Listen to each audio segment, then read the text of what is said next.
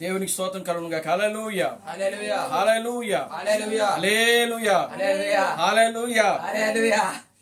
ప్రకటన గ్రంథము 14వ అధ్యాయము 6వ వచనం. ప్రకటన గ్రంథము 14వ అధ్యాయము 6వ వచనాన్ని మనం చదువుదాం. అప్పుడు మరి ఒక దూతను చూచితిని. అప్పుడు మరి ఒక దూతను చూచితిని. అతడు భూనివాసులకు అతడు భూనివాసులకు అనగా ప్రతి జనమునకును అనగా ప్రతి జనమునకును ప్రతి వంశముకును ప్రతి వంశమునకును ఆయా భాషలు మాట్లాడు వారికి ఆయా భాషలు మాట్లాడే వారికి ప్రతి జనముకును ప్రతి జనమునకును ప్రకటించున్నట్లు ప్రతి జనమునకును ప్రకటించున్నట్లు నిత్య సువార్త తీసుకొని నిత్య సువార్తను తీసుకుని ఆకాశ మధ్యమున ఎగురుచుండెను. ప్రార్థన చేసుకుందాం.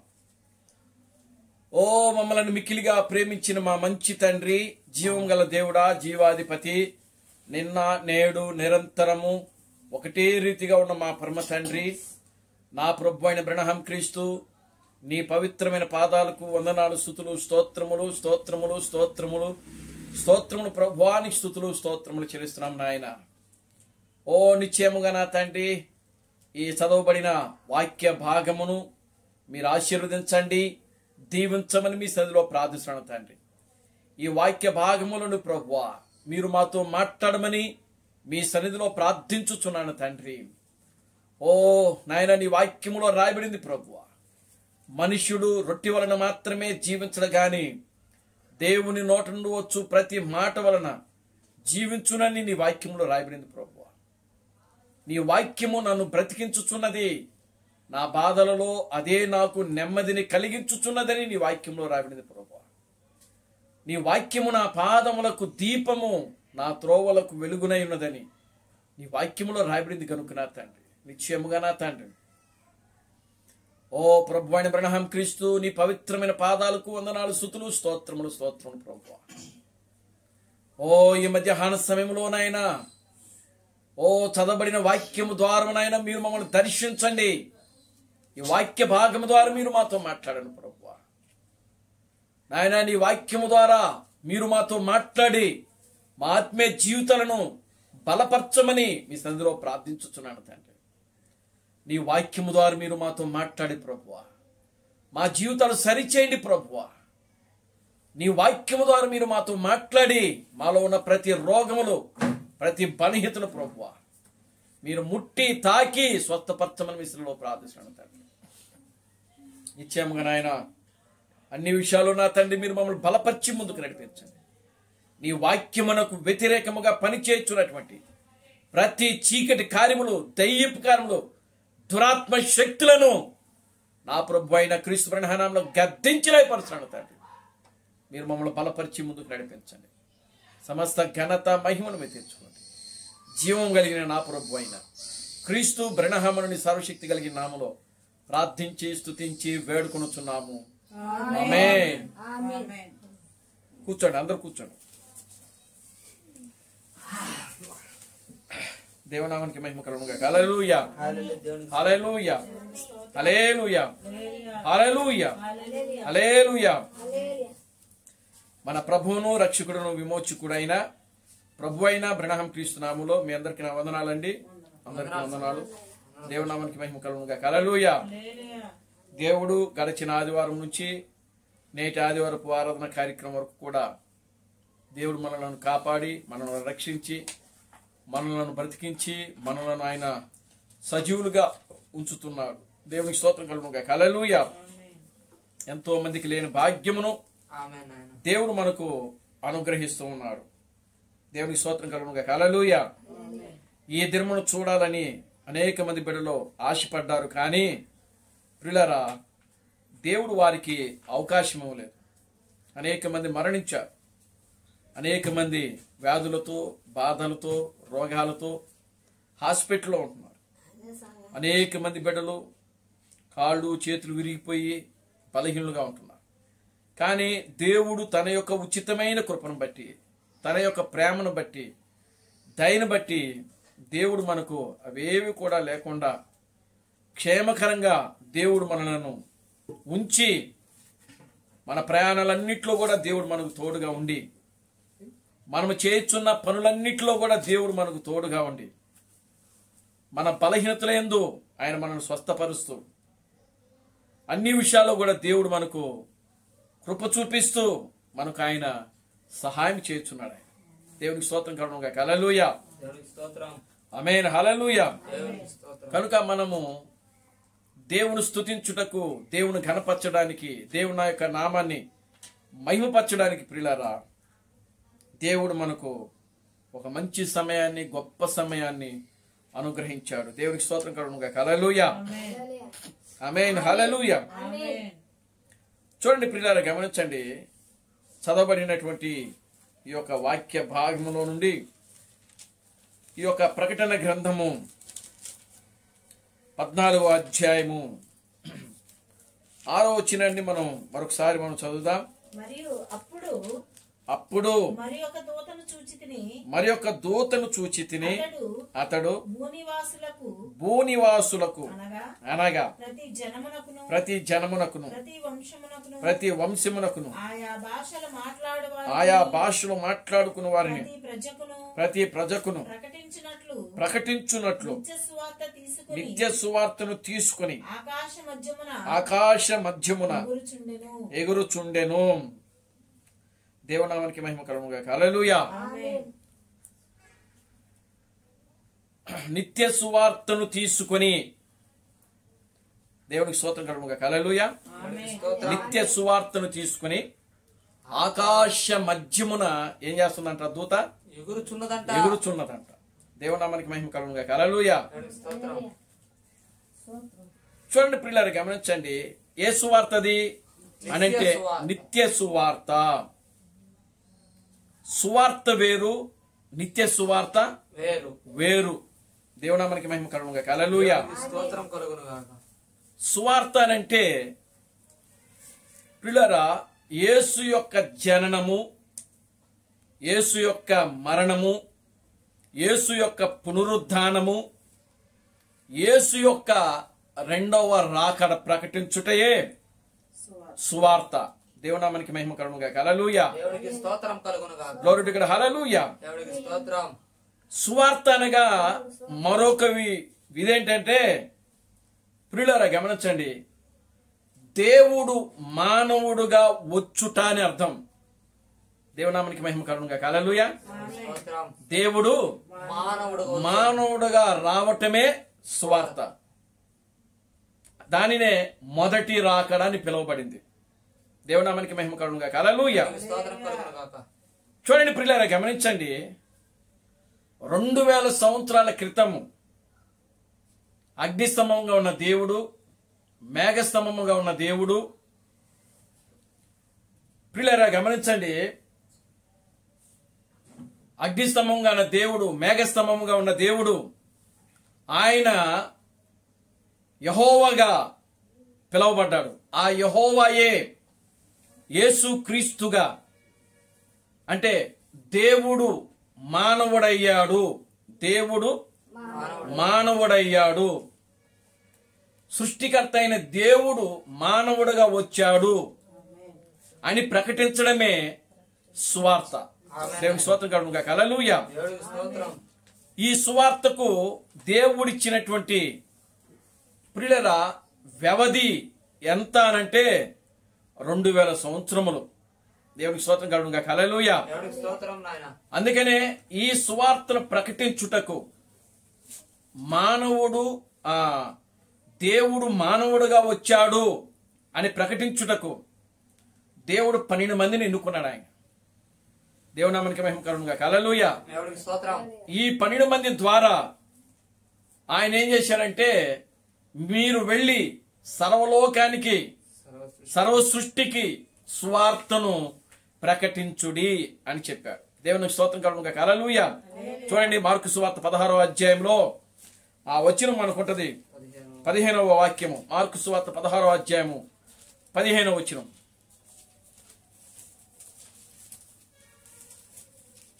మరియు మీరు సర్వలోకమునకు వెళ్ళి సర్వ సృష్టికి సువార్తను ప్రకటించుడి నమ్మి బాప్టిజం పొందినవాడు రక్షింపబడును నమ్మని వారికి శిక్ష విధింపబడును ఆమేన్ హల్లెలూయా. దేవునికి స్తోత్రం కలుగును గాక.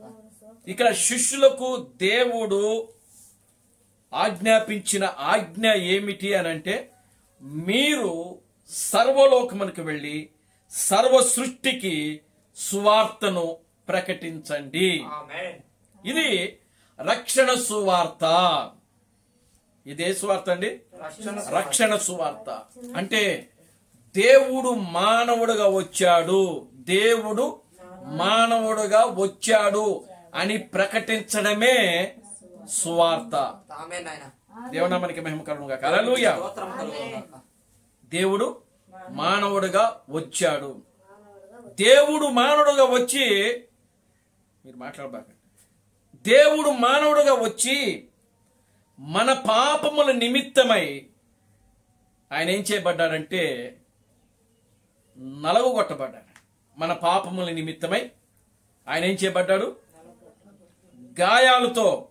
గాయాలు చేయబడ్డాయి ఆయనకి.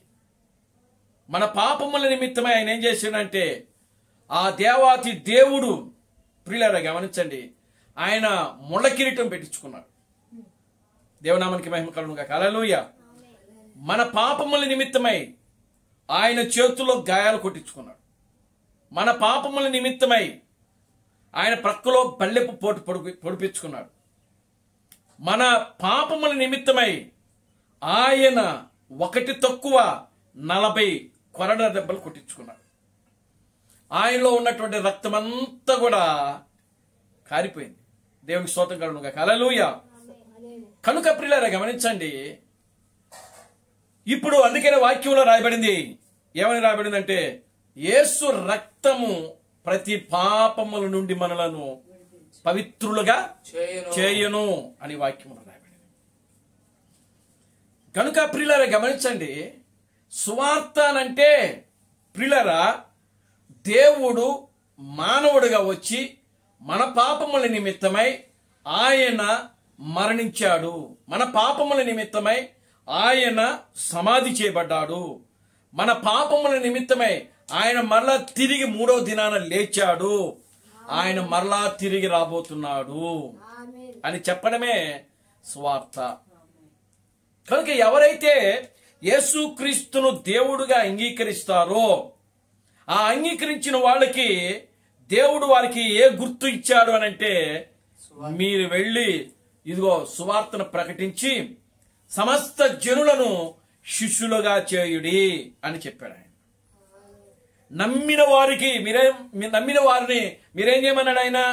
బాప్తిస్మం ఇమ్మని చెప్పాడు. ఎవరైతే నమ్ముతున్నారో వారికి ఏమని చెప్పాడు ఆయన? బాప్తిస్మం ఇమ్మని చెప్పాడు ఆయన, నమ్మిన వారికి.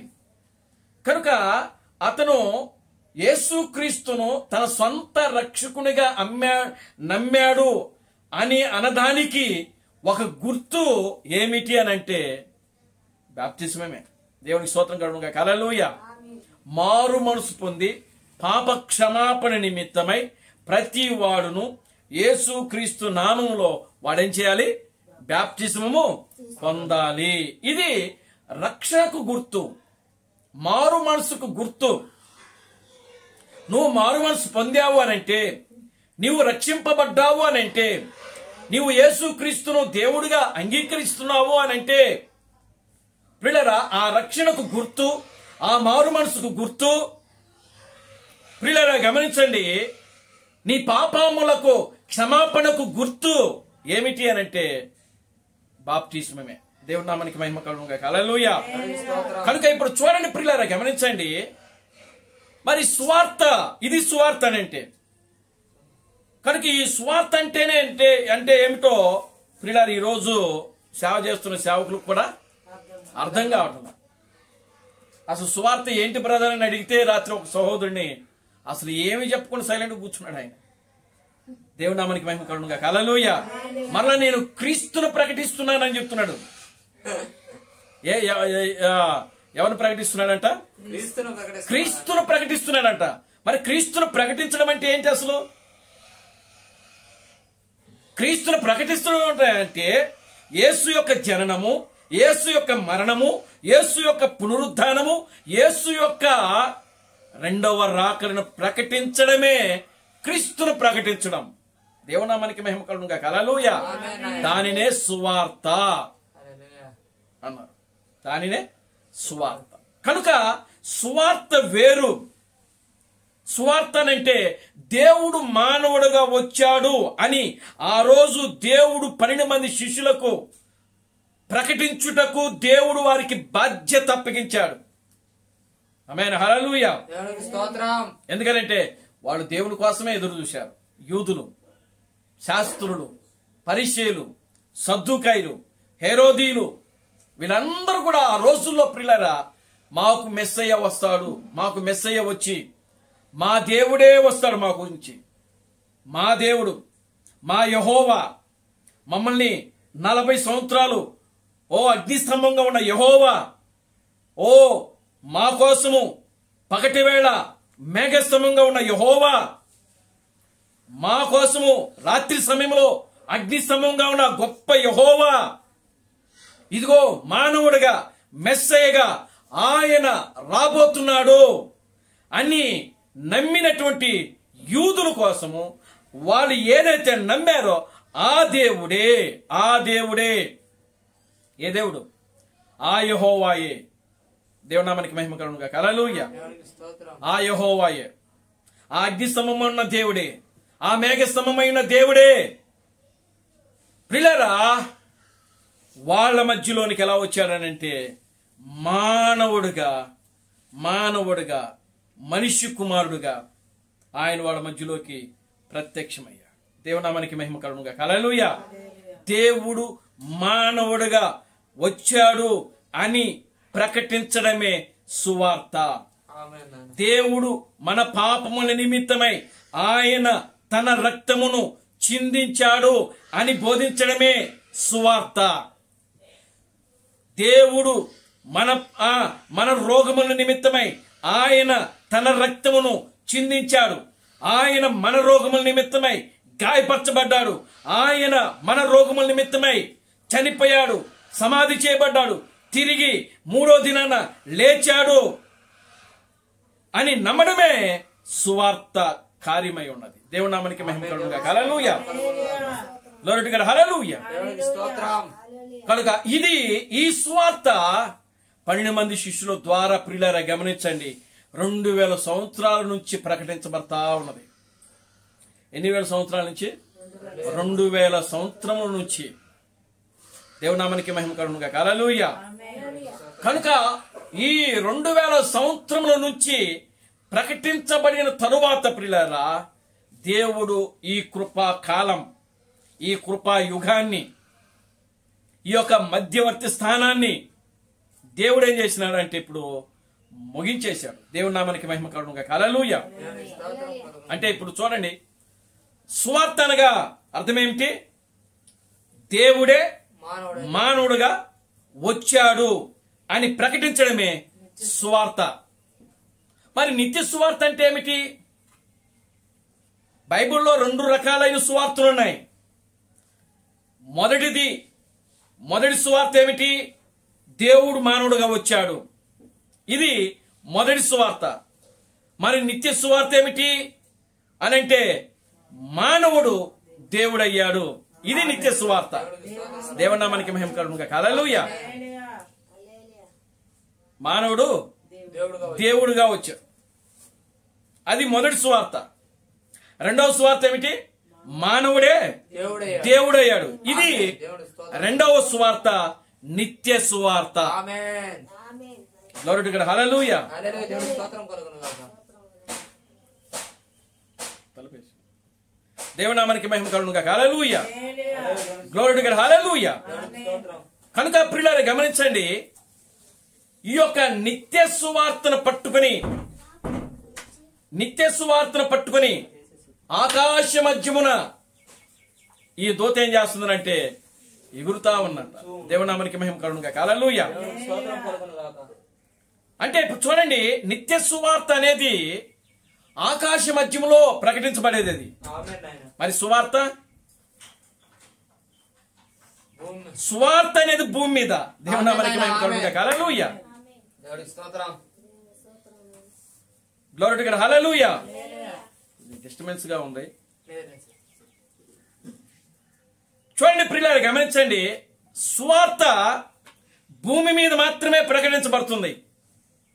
ఎందుకు భూమి మీద ప్రకటించబడుతుంది అంటే భూమి మీద ఉన్న ప్రతి మానవుడు పాపి కనుకనే. భూమి మీద ఉన్న ప్రతి మానవుడు ఏమై ఉన్నాడు? పాపి అయి ఉన్నాడు. కనుక పాపి రక్షించబడాలి. పాపి రక్షించబడాలంటే వారికి సువార్త కంపల్సరీగా అవసరమై ఉన్నది. దేవుని నామమునకు మహిమ కలుగును గాక. హల్లెలూయా. దేవుడికి స్తోత్రం కలుగును గాక. మరి ఆకాశ మధ్యంలో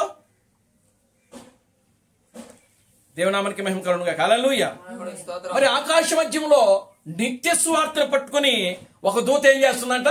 ప్రకటిస్తా ఉందంట. వస్తుందంట. మరి ఆకాశ మధ్యంలో ఎవరున్నారు? ప్రియులారా, ఆకాశ మధ్యంలో ఎవరున్నారు అని అంటే చూడండి, పరిశుద్ధులు ఉన్నారు. రక్షించబడినటువంటి పరిశుద్ధులు ఉన్నారు అక్కడ. దేవుని నామమునకు మహిమ కలుగును గాక. హల్లెలూయా. దేవుడికి స్తోత్రం. ఎవరున్నారండి? రక్షించబడినటువంటి పరిశుద్ధులు ఆకాశ మధ్యములో ఉన్నారు. వాళ్ళు ఆమేన్ నాయన. దేవుని నామమునకు మహిమ కలుగును గాక. హల్లెలూయా. స్తోత్రం. వాళ్ళకి నిత్య సువార్త అవసరమై ఉన్నది. ఆమేన్. దేవుడికి స్తోత్రం. అంటే ఇప్పుడు ఈ పరిశుద్ధులు మధ్యాకాశంలోకి ఎలా వెళ్ళారు అని మనం గమనిస్తే, ప్రియులారా గమనించండి, దేవుని నామమునకు మహిమ కలుగును గాక. హల్లెలూయా. ఇప్పుడు సంఘము భూమి మీద ప్రారంభించబడింది. సంఘము భూమి మీద ప్రారంభించబడింది. ఆ భూమి మీద నుంచి సంఘము ఎదుగుతూ ఇప్పుడు చూడండి, ఎఫెసు, స్ఫుర్ణ, పెర్గమ, తూతైరా, సార్దీసు, ఫిలదెల్ఫియా, లవోదోక్య ఎదుగుతూ వచ్చింది. ఈ విధంగా సంఘము భూమి మీద నుండి ఎదుగుతూ ఎక్కడికి వెళ్ళింది అంటే మధ్యాకాశములోకి వెళ్ళింది. ఆమేన్ నాయన. దేవుని నామమునకు మహిమ కలుగును గాక. హల్లెలూయా. స్తోత్రం. ఇప్పుడు లవోదోక్య సంఘ కాలము వచ్చేటప్పటికి అక్కడ ఉన్నటువంటి ఈ యొక్క విశ్వాసులు గాని ఈ పరిశుద్ధులు గాని వీళ్ళందరూ కూడా ఎక్కడున్నారు అని అంటే ప్రియులారా మధ్యాకాశములో ఉన్నారు. ఆమేన్. దేవుని నామమునకు మహిమ కలుగును గాక. హల్లెలూయా. దేవుడికి స్తోత్రం. ఇప్పుడు మనంతా ఎక్కడున్నాం? మధ్యాకాశంలో ఉన్నాం. దేవుని నామమునకు మహిమ కలుగును గాక. హల్లెలూయా. దేవుడికి స్తోత్రం. దానినే ఎత్తబడుట అని అన్నారు. ఆమేన్. దాన్నే ఎత్తబడుట. ఎత్తబడుట అంటే సంఘములో ఉన్నటువంటి విశ్వాసులు ఒక కాలము గడిచిన తర్వాత మరొక కాలము ప్రారంభమైన తర్వాత ఈ కాలము యొక్క ముగింపులో ఉన్నటువంటి విశ్వాసులు మరొక కాలములో వచ్చినటువంటి వర్తమానాన్ని ఎవరైతే నమ్ముతున్నారో వారు ఆ కాలం యొక్క గడియను కూడా వాళ్ళు ఏం చేస్తున్నారంటే నమ్ముతూ వచ్చిన వాళ్ళు పరిశుద్ధులుగా ఉంటున్నారు. ఇక్కడ దేవుని నామమునకు మహిమ కలుగును గాక. హల్లెలూయా. స్తోత్రం కలుగును. Glory to God. హల్లెలూయా. దేవుడికి స్తోత్రం. వాళ్ళు ఎలా ఉంటున్నారు? ఇక్కడ పరిశుద్ధులుగా ఉంటున్నారు. కనుక ఇప్పుడు చూడండి, లవోదోకియా వచ్చేటప్పటికి ఎక్కడున్నారంటే మధ్యాకాశంలోకి వచ్చింది. ఈ లవోదోకి సంఘ కాలములోనే క్రీస్తు యొక్క రెండవ రాకడ జరుగుతుంది. ఆమేన్ నాయన. ఆమేన్. హల్లెలూయా. దేవుడికి స్తోత్రం. ఏ వాక్యమును బట్టి?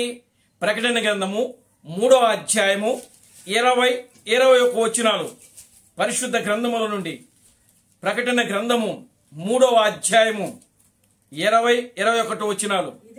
ఇదిగో నేను తలుపు నొద్ద నిలుచుండి తట్టుచున్నాను. ఎవడైనను నా స్వరము విని తలుపు తీసిన ఎడల నేను అతని యొద్దకు వచ్చి అతనితో నేనును నాతో కూడా అతడును భోజనము చేయదము.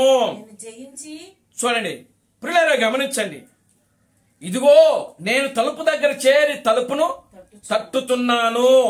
ఎవడైనను నా స్వరము విని తలుపు తీసిన ఎడల నేను అతనితోనూ అతను నాతో కూడా కలిసి భోజనము చేయుదము అని చెప్తున్నాడు అక్కడ.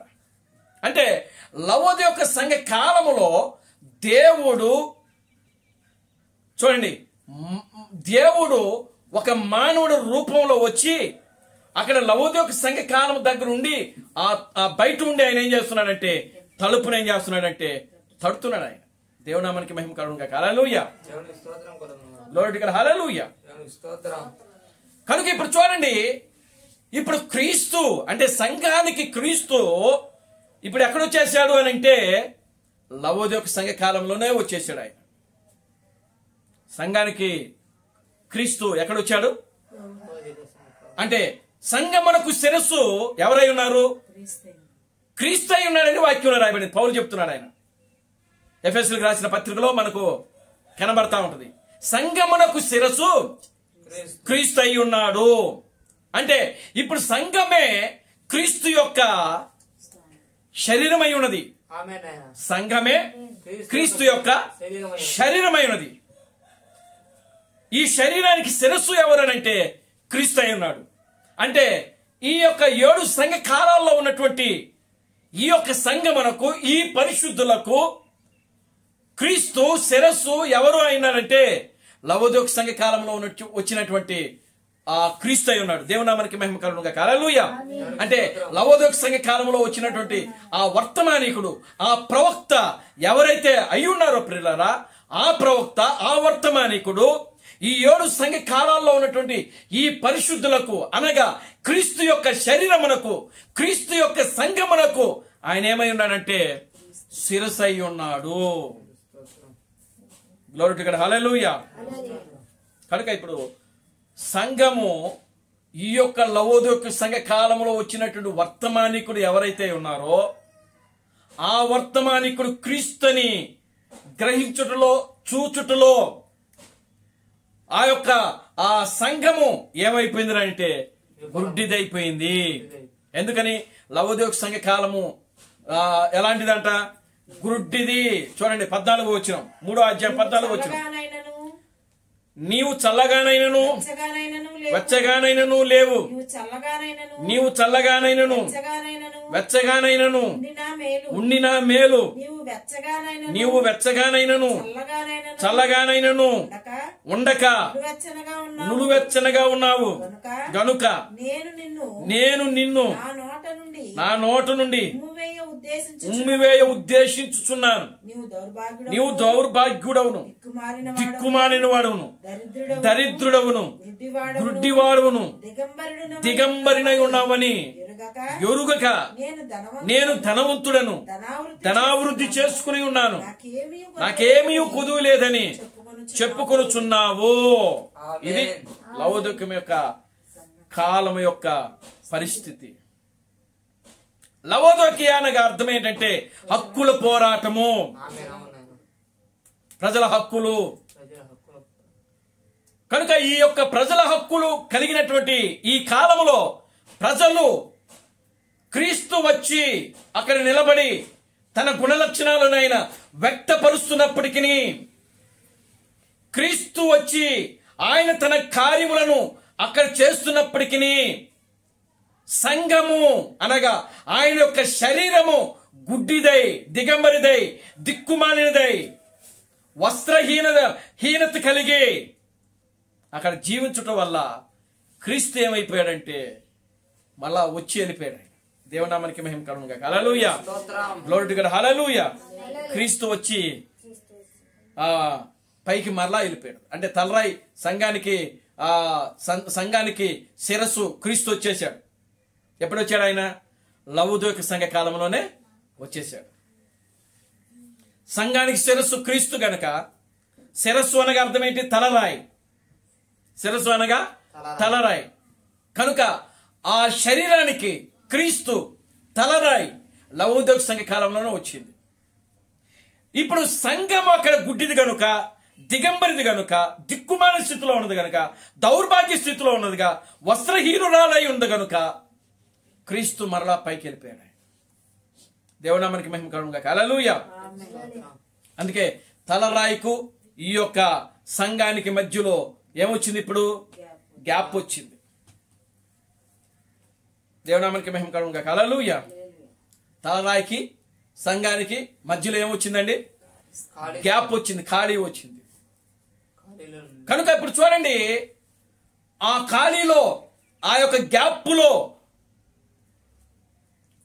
క్రీస్తు ప్రణాళిక చెప్తున్నాడు, ఇదిగో శిరస్సు పైకి వెళ్ళింది కనుక, ఇప్పుడు ఆ శిరస్సు పైకి వెళ్ళింది కనుక ఇప్పుడు శిరస్సును అంటుకోవాలి అని అంటే ఇక్కడ సంఘము మరొక మెట్టు పైకి రావాల్సి ఉన్నది. ఆమేన్. దేవునామానికి మహిమ కలుగునుగా. హల్లెలూయా. సంఘము మరొక మెట్టు పైకి రావాల్సి అంటే ఎదగవలసి ఉన్నది. సంఘమే ఎదగాలంట. దేవునామానికి మహిమ కలుగునుగా. హల్లెలూయా. సంఘము ఎదగాల. పైకి ఎదగాలి, పైకి రావాలి. ఎప్పుడైతే సంఘము పైకి ఎదుగుతుందో అప్పుడు ఆ సంఘం వచ్చి ఎవరిని అంటుకుంటుంది అంటే తలరాయిని అంటుకుంటుంది. Glory to God. హల్లెలూయా. ఇప్పుడు సంఘము ఎదిగింది అంటే సంఘము మరొక స్థితిలోనికి వచ్చింది. ఆ సంఘమే సూపర్ చర్చ్ అంటే మరొక ఎఫెసు. దేవునామానికి మహిమ కలుగునుగా. హల్లెలూయా. స్తోత్రం. ఆ సంఘమే మరొక ఎఫెసు. కనుక మరొక ఎఫెసు అనంటే అర్థమేమిటి అనంటే నిత్య సువార్తను ప్రకటించుట అని అర్థం. దేవునామానికి మహిమ కలుగునుగా. హల్లెలూయా. స్తోత్రం. ఎఫెసు అనగా అర్థం ఏంటి? గురి కలిగి జీవించుట. ఎఫెసు అనగా అర్థం ఏంటి? గురి కలిగి జీవించుట. కనుక ఇప్పుడు చూడండి, ఒక ఎఫెసు నుండి లవోదోకే వరకు సువార్త ప్రకటించబడింది. ఒక ఎఫెసు, మొదటి ఎఫెసు నుండి లవోదోకే వరకు కూడా సువార్త ప్రకటించబడింది. అది ఏ నామంలో ప్రకటించబడింది? యేసుక్రీస్తు నామంలో ప్రకటించబడింది. సంఘానికి దేవుడు 3 కట్టడలు, 3 నియమాలు, 3 నిబంధనలు, 3 హెచ్చరికలు ఇచ్చాడు. ఆయన 3 షరతులు పెట్టాడు. ఆయన ఏమిటా షరతులు, ఏమిటా హెచ్చరికలు, ఏమిటి ఆ యొక్క నిబంధనలు అని అంటే యేసుక్రీస్తు నామములో బాప్తిజము, ప్రభురాత్రి భోజనం రాత్రి చేయడము, పాద శుద్ధీకరణ చేయటము. ఇది దేవుడు ప్రియులారా 2000 సంవత్సరములుగా దేవుడు సంఘమునికి ఇచ్చినటువంటి షరతులు, నిబంధనలు, కట్టడములు, హెచ్చరికలు. దేవునికి స్తోత్రం కలుగునుగా. హల్లెలూయా. ఆమేన్. హల్లెలూయా.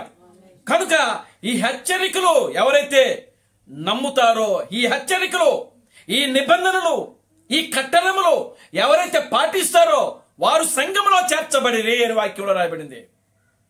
అపోస్తుల యొక్క బోధ యందును, సహవాసమేందును, రొట్టు విరుచుటేందును, ప్రార్థించుటేందును వారు ఎడతెగక ఉండి సంఘములో చేర్చబడిరి అని వాక్యంలో రాయబడింది. ఆమేన్. హల్లెలూయా. ఎక్కడ చేర్చబడ్డారు వాళ్ళు? సంఘములో. అంటే అపోస్తుల యొక్క బోధను ఎవరైతే నమ్ముతున్నారో, అపోస్తుల యొక్క సహవాసములో ఎవరైతే చేరుతున్నారో, అపోస్తుల యొక్క ఆ యొక్క బోధను, ఆ యొక్క కట్టడలను, ఆ నియమాలను ఎవరైతే ప్రియులారా బోధిస్తున్నారో, ఆ సంఘములో చేర్చబడుతూ వచ్చారో వాళ్ళే పరిశుద్ధులు. అదే క్రీస్తు యొక్క శరీరము. ఆమేన్. హల్లెలూయా. అదే క్రీస్తు యొక్క శరీరము. ఆ శరీరమునకు, ఆ సంఘమునకు శిరస్సు ఎవరనంటే ప్రభు అయిన క్రీస్తు బ్రహ్మ. దేవునామానికి మహిమ కలుగునుగా. హల్లెలూయా. ఎందుకని అనంటే దేవుడు 2వ రాకడలో ప్రియులారా ఆకాశంలో నుంచి రావట్లేదు. ఆయన ఎక్కడి నుంచి వస్తున్నాడు? ఆయన ఎక్కడి నుంచి వస్తున్నాడు? భూమిలో నుంచి వస్తున్నాడు. అంటే సంఘములో నుంచి వస్తున్నాడు. ఆయన ఆమేన్. దేవునామానికి మహిమ కలుగునుగా. హల్లెలూయా. స్తోత్రం. ఎక్కడి నుంచి వస్తున్నాడండి? సంఘములో. సంఘం ఎక్కడ ఏర్పడింది? భూమి మీద. దేవునామానికి మహిమ కలుగునుగా. హల్లెలూయా. సంఘం ఎక్కడ ఏర్పడింది? భూమి మీద. కనుక ఇప్పుడు సంఘము భూమి మీద ఏర్పడింది కనుక ఇప్పుడు క్రీస్తు 2వ రాకడలో ఆయన ఎక్కడి నుంచి వస్తున్నాడంటే సంఘములో నుంచి వస్తున్నాడు ఆయన. ఎందుకని? యేసుక్రీస్తు యొక్క రక్తము, యేసుక్రీస్తు యొక్క శరీరము, యేసుక్రీస్తు యొక్క జీవము, ఇవన్నీ కూడా దేవుడు ఎవరికి ఇచ్చాడు అని అంటే సంఘానికి ఇచ్చేశాడు ఆయన. చూడండి, ఆయన ఏమన్నాడు? ఇది నా శరీరము అని ఆయన శరీరాన్ని ఎవరికి అప్పగించాడు? ఆయన సంఘానికి ఇచ్చేశాడు. ఇది నా రక్తము అని ఆయన యొక్క రక్తాన్ని ఎవరికి ఇచ్చాడు? సంఘానికి ఇచ్చాడు. మీరు వెళ్ళి మేడగదిలో కనిపెట్టుకొని కూర్చోండి, తండ్రి చేత వాగ్దానం చేయబడినటువంటి పరిశుద్ధాత్మను పొందే వరకు మీరు అప్పటి వరకు సువార్తను ప్రకటించొద్దని చెప్పాడు. కనుక వారు వెళ్ళి మేడగదిలో కనిపెట్టుకొని కూర్చుని ప్రార్థించినప్పుడు ఆయన పరిశుద్ధాత్మగా వాళ్ళ మధ్యలోకి దిగొచ్చాడు. ఆయన అంటే ఆ యొక్క జీవము, ఆ పరిశుద్ధాత్మ యొక్క జీవము ఎక్కడ విడిచిపెట్టబడింది అంటే సంఘములోనే. అంటే ఇప్పుడు టోటల్ గా యేసుక్రీస్తు ఎక్కడ నివాసం చేస్తున్నాడంటే ఆయన యొక్క శరీరములోనే, ఆయన యొక్క సంఘములోనే. దేవునామానికి మహిమ కలుగును గాక. హల్లెలూయా, గ్లోరీ టు గాడ్, హల్లెలూయా. ఆమేన్. ఇప్పుడు ఎక్కడున్నాడు యేసుక్రీస్తు? సంఘంలో సంఘములో, సంఘములో. కనుక ఇప్పుడు ఆ సంఘములోనే ఆయన ఎదుగుతూ వచ్చాడు. ఒక సంఘకాలం నుండి మరొక సంఘకాలంలోకి, ఒక సంఘకాలంలో నుండి మరొక సంఘకాలంలోనికి, ఎఫెసీలో నుండి స్మరణలోకి, స్మరణలో నుండి పెర్గములో నుండి తూతైరా, తర్వాత సార్దీసు, ఫిలదెల్ఫియా, లవదోక్య, ఇలాగా ఆ జీవము, యేసుక్రీస్తు యొక్క జీవము ప్రతి కాలములో ప్రయాణము చేస్తూ చేస్తూ చేస్తూ చేస్తూ చివరి కాలములో ఆ ఆత్మ ఇప్పుడు ఏమైపోయిందంటే మరలా తిరిగి మానవ శరీరం ధరించింది. దేవుడు నామానికి మహిమ కలుగును గాక. హల్లెలూయా. ఆత్మ పరిపూర్ణంగా ఒక మానవుని యొక్క శరీరములో నివాసము చేయడం ప్రారంభించింది. ఆ మానవుని యొక్క శరీరమే ప్రభువైన క్రీస్తు బ్రహ్మము. ఆమేన్. గ్లోరీ టు గాడ్ కలుగును గాక. హల్లెలూయా, గ్లోరీ టు గాడ్, హల్లెలూయా. కనుక ఇప్పుడు 7 సంఘ కాలముల యొక్క చివరన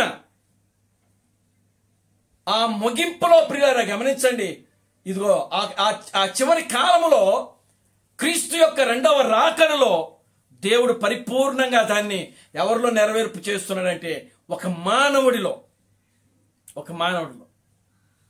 దేవుని నామానికి మహిమ కలుగును గాక. హల్లెలూయా. ఇప్పుడు మొదటి రాకడలో దేవుడే మానవుడిగా వచ్చాడు. ఇప్పుడు చాలా జాగ్రత్తగా వినండి. మొదటి రాకడలో దేవుడే మానవుడిగా వచ్చాడు. ఇప్పుడు రెండవ రాకడలో మానవుడు దేవుడు అవుతున్నాడు. ఇప్పుడు గ్లోరీ టు గాడ్, హల్లెలూయా. అంటే లవోదు యొక్క సంఘ కాలములో మానవుడే దేవుడుగా ఉంటున్నాడు ఇక్కడ. ఆ మానవుడే విలియం మేలిన్ బ్రహ్మమై ఉన్నాడు ఇక్కడ. దేవునామానికి మహిమ కలుగును గాక. హల్లెలూయా. ఆ మానవుడే విలియం మేలిన్ బ్రహ్మమై ఉన్నాడు. ఆయనే సంఘమునకు శిరస్సు ఉన్నాడు. ఆయనే సంఘమునకు క్రీస్తు అయి ఉన్నాడు. దేవునామానికి మహిమ కలుగును గాక. హల్లెలూయా. కనుక ప్రియులారా గమనించండి, ఇప్పుడు మానవుడు దేవుడైన సంగతి క్రైస్తవులకు తెలియదు. అది పాయింట్ ఇక్కడ. దేవునామానికి మహిమ కలుగును గాక. హల్లెలూయా.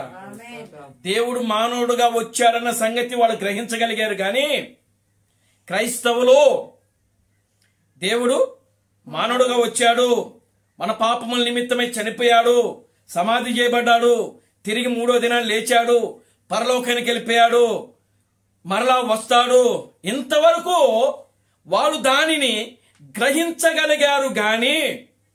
కానీ క్రీస్తు యొక్క 2వ రాకడలో దేవుడు ఎలా వస్తున్నాడు అనే దాన్ని మాత్రము నేటి క్రైస్తవ సంఘము గ్రహించలేకపోయింది.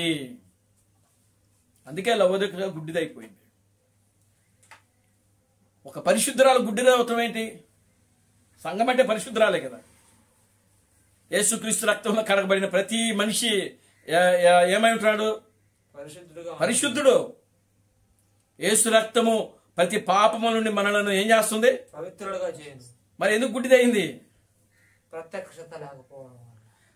ఎందుకు గుడ్డిదైంది అంటే మానవుడు దేవుడని గ్రహించటం అదేమైపోయిందంటే అదే గుడ్డితనం, అదే అంధత్వము. దేవునికి స్తోత్రం కలుగును గాక. హల్లెలూయా. చూడండి, యూదులు యేసును దేవుడిగా అంగీకరించలేకపోయారు. కారణం ఎందుకు? చూడండి, చూడండి, కెలకబాకండి, మధ్య మధ్యలో పనులు చేయబాకండి. చూడండి ప్రియులారా, గమనించండి, యూదులు ఎందుకు తప్పిపోయారు అని అంటే యేసును దేవునిగా అంగీకరించకపోవటానికి వాళ్ళు ఎందుకు గుడ్డివారైపోయారు, ఎందుకు వాళ్ళు దానిని నమ్మలేకపోయారు అని అంటే దేవుడు ఒక మానవ శరీరంలో వచ్చాడు కాబట్టి, ఒక స్త్రీ గర్భము గుండా దేవుడు వచ్చాడు కాబట్టి ఆ మానవుని నమ్మటానికి వాళ్ళు విఫలమైపోయారు. దేవునామానికి మహిమ కలుగును గాక. హల్లెలూయా. స్తోత్రం. దేవుడు డైరెక్ట్ గా ఆకాశములో నుండి మానవుడుగా వస్తే దానిని వాళ్ళు రైట్, ఈయన దేవుడని నమ్మేవాళ్లే. Glory to God. హల్లెలూయా. దేవుడి స్తోత్రం. దేవుడు మానవుడిగా డైరెక్ట్ గా ఆకాశంలో నుండి ఒక మానవుడు దిగొచ్చి ఆ యెరూషలేము దేవాలయంలోకి వెళ్ళి అక్కడ కైపా బోధ చేస్తా ఉంటే, ప్రధాన యాజకుడు కైపా బోధ చేస్తా ఉంటే డైరెక్ట్ గా ఆయన దేవాలయంలోకి వచ్చి నడుచుకుంటూ ఆ పులిపీఠం దగ్గరికి వెళ్ళి కైపా దగ్గరికి వెళ్ళి, ఓ Caiaphas, I am the Jesus Christ, నేను వచ్చేసాను అని చెప్పి కైపాకు తనను తాను బయలుపరుచుకుంటే కైపా ప్రజలకు తెలియజేస్తాడు. ఈ విధముగా ప్రియులారా గమనించండి, వాళ్ళు ఏం చేస్తున్నారంటే ఆలోచనలు కలిగి ఉన్నారు. వాళ్ళు ఏం చేస్తున్నారు? ఆలోచనలు కలిగి ఉన్నారు. ఆ పిల్లలు దేని పని చేస్తున్నారు? ఆలోచనలు కలిగి ఉన్నారు, ఉద్దేశాలు కలిగి ఉన్నారు. చూడండి ప్రియులారా గమనించండి, ఆ ఉద్దేశాలకు, వాళ్ళ ఆలోచనలకు, వాళ్ళ తలంపులకు ఇక్కడ క్రీస్తు ఎలా వస్తున్నాడంటే, మెస్సయ్య ఎలా వస్తున్నాడంటే ఒక స్త్రీ గర్భం గుండా వస్తున్నాడు. దేవునామానికి మహిమ కలుగును గాక. హల్లెలూయా. అదే వాళ్ళకి మింగుడు పడలా, అదే వాళ్ళకి నచ్చలా, వాళ్ళు తప్పిపోవడానికి కారణం అదే.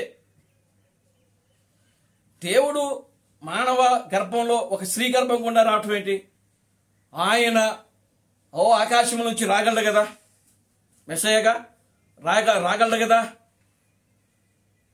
మనం ఎదురు చూసిన కోణం అదే కదా. యెషయా కూడా ఆ విధంగా ప్రవచించాడు కదా.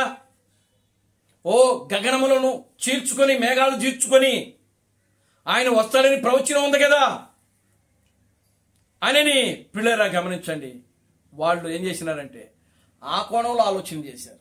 కానీ పూర్తిగా వాళ్ళు చేసిన ఆలోచనలకు, వాళ్ళు చేసిన తలంపులకు, వాళ్ళ ఉద్దేశాలకు ఇక్కడ పూర్తిగా భిన్నంగా వచ్చాడు ఈయన. ఎలా వచ్చాడు అని అంటే పూర్తిగా ఎంత తగ్గించుకొని దీనుడుగా, రిక్తుడుగా, సామాన్యుడిగా వచ్చాడు అని అంటే అంత సామాన్యుడుగా, అంత దీనుడుగా ఆయన భూమి మీదకి వచ్చాడు. దేవుని నామానికి మహిమ కలుగును గాక. హల్లెలూయా. వాళ్ళు రాజు కోసం ఎదురు చూశారు. ఎవరు? యూదులు. వాళ్ళు ఎవరి కోసం ఎదురు చూశారు? రాజు కోసం. మాకు రాజు వస్తాడు, మెస్సయ్య వస్తాడు. ఆ మెస్సయ్య ఎలా వస్తాడు? రాజుగా వస్తాడు. మరి ఈయన ఎక్కడి నుంచి వచ్చాడు అంటే పశువుల పాకలో పడుకున్నాడు. ఈయన పశువుల పాకలో, ఒక సత్రములో చోటు లేక ఆయన ఎక్కడ పరుండు పెట్టాడు? పశువుల పాకలో ఆయన పరుండు పెట్టిన ఆయన వాక్యంలో రాయి. మరలా ఎక్కడి నుంచి వస్తున్నాడు? నజరేతులో నుంచి వస్తున్నాడు ఆయన యూదుల మధ్యలోకి. ఎక్కడి నుంచి వస్తున్నాడు? నజరేతులో నుంచి. అంటే నజరేతు అనగా అది మంచి ఊరు కాదు. దోపిడీగాళ్ళు, దొంగలు, నేరస్తులు నివసిస్తున్నటువంటి చరిత్ర కలిగిన ఊరది. అటువంటి ఊర్లో నుంచి యేసుక్రీస్తు వస్తున్నాడు. అందుకనే పూర్తిగా యూదుల యొక్క ఆలోచనలకు, యూదుల యొక్క తలంపులకు, వాళ్ళ ఉద్దేశములకు ఈయన ఎలా వస్తున్నాడు అంటే పూర్తిగా భిన్నముగా అయినను సరే ప్రియులారా గమనించండి, దానిని ప్రకటించుటకు 12 మంది శిష్యులు వచ్చారు. దేవునామానికి మహిమ కలుగును గాక. హల్లెలూయా. కనుక ఇప్పుడు చూడండి, క్రైస్తవులు దేవుడే మానవుడయ్యాడు. ఇప్పుడు దేవుడు మానవుడయ్యాడు. దేవునామానికి మహిమ కలుగును గాక. హల్లెలూయా. ఈ ప్రపంచములో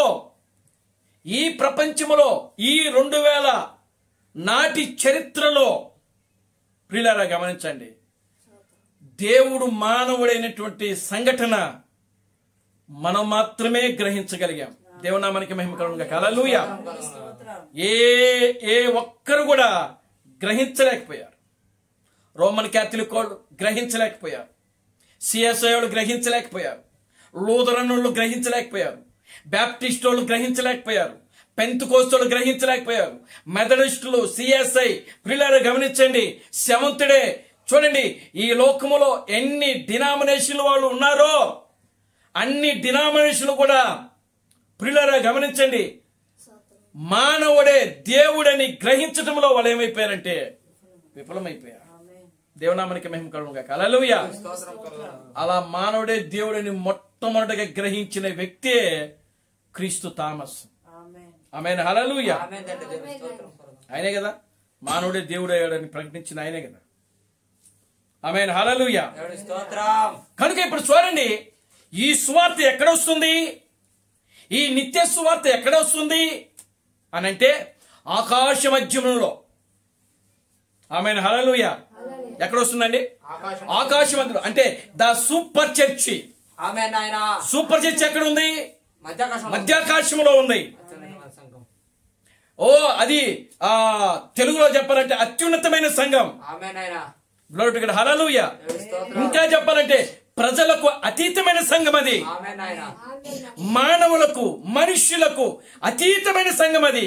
ఒక ఉన్నతమైన సంఘము, సూపర్ న్యాచురల్ పవర్. దేవనామానికి మహిమ కలుగును గాక. హల్లెలూయా. Glory to God. హల్లెలూయా. దేవుని స్తోత్రం. ఒక సూపర్ పవర్ తో మధ్యాకాశములో నిత్య సువార్త వస్తుంది. ఇప్పుడు ఆ దూత ఎక్కడ వస్తున్నాడు ఇప్పుడు అంటే ఇప్పుడు లవోదిక ఎక్కడికి వెళ్ళిపోయింది? అయతాకాశంలోకి వెళ్ళింది. ఎక్కడికి వెళ్ళింది? మధ్యాకాశంలోకి వెళ్ళింది. అంటే లవోదిక అది 7, లవోదిక అనేది 7. ఇప్పుడు మరలా 8 రావాలంటే అక్కడ పైన వస్తుంది కానీ కింద వస్తుంది 8 రాదు. దేవునామానికి మహిమ కలుగును గాక. హల్లెలూయా. కింద నుంచి ఒంట్లు లెక్క పెడితే 1, 2, 3, 4 పైకి వెళ్తుంది.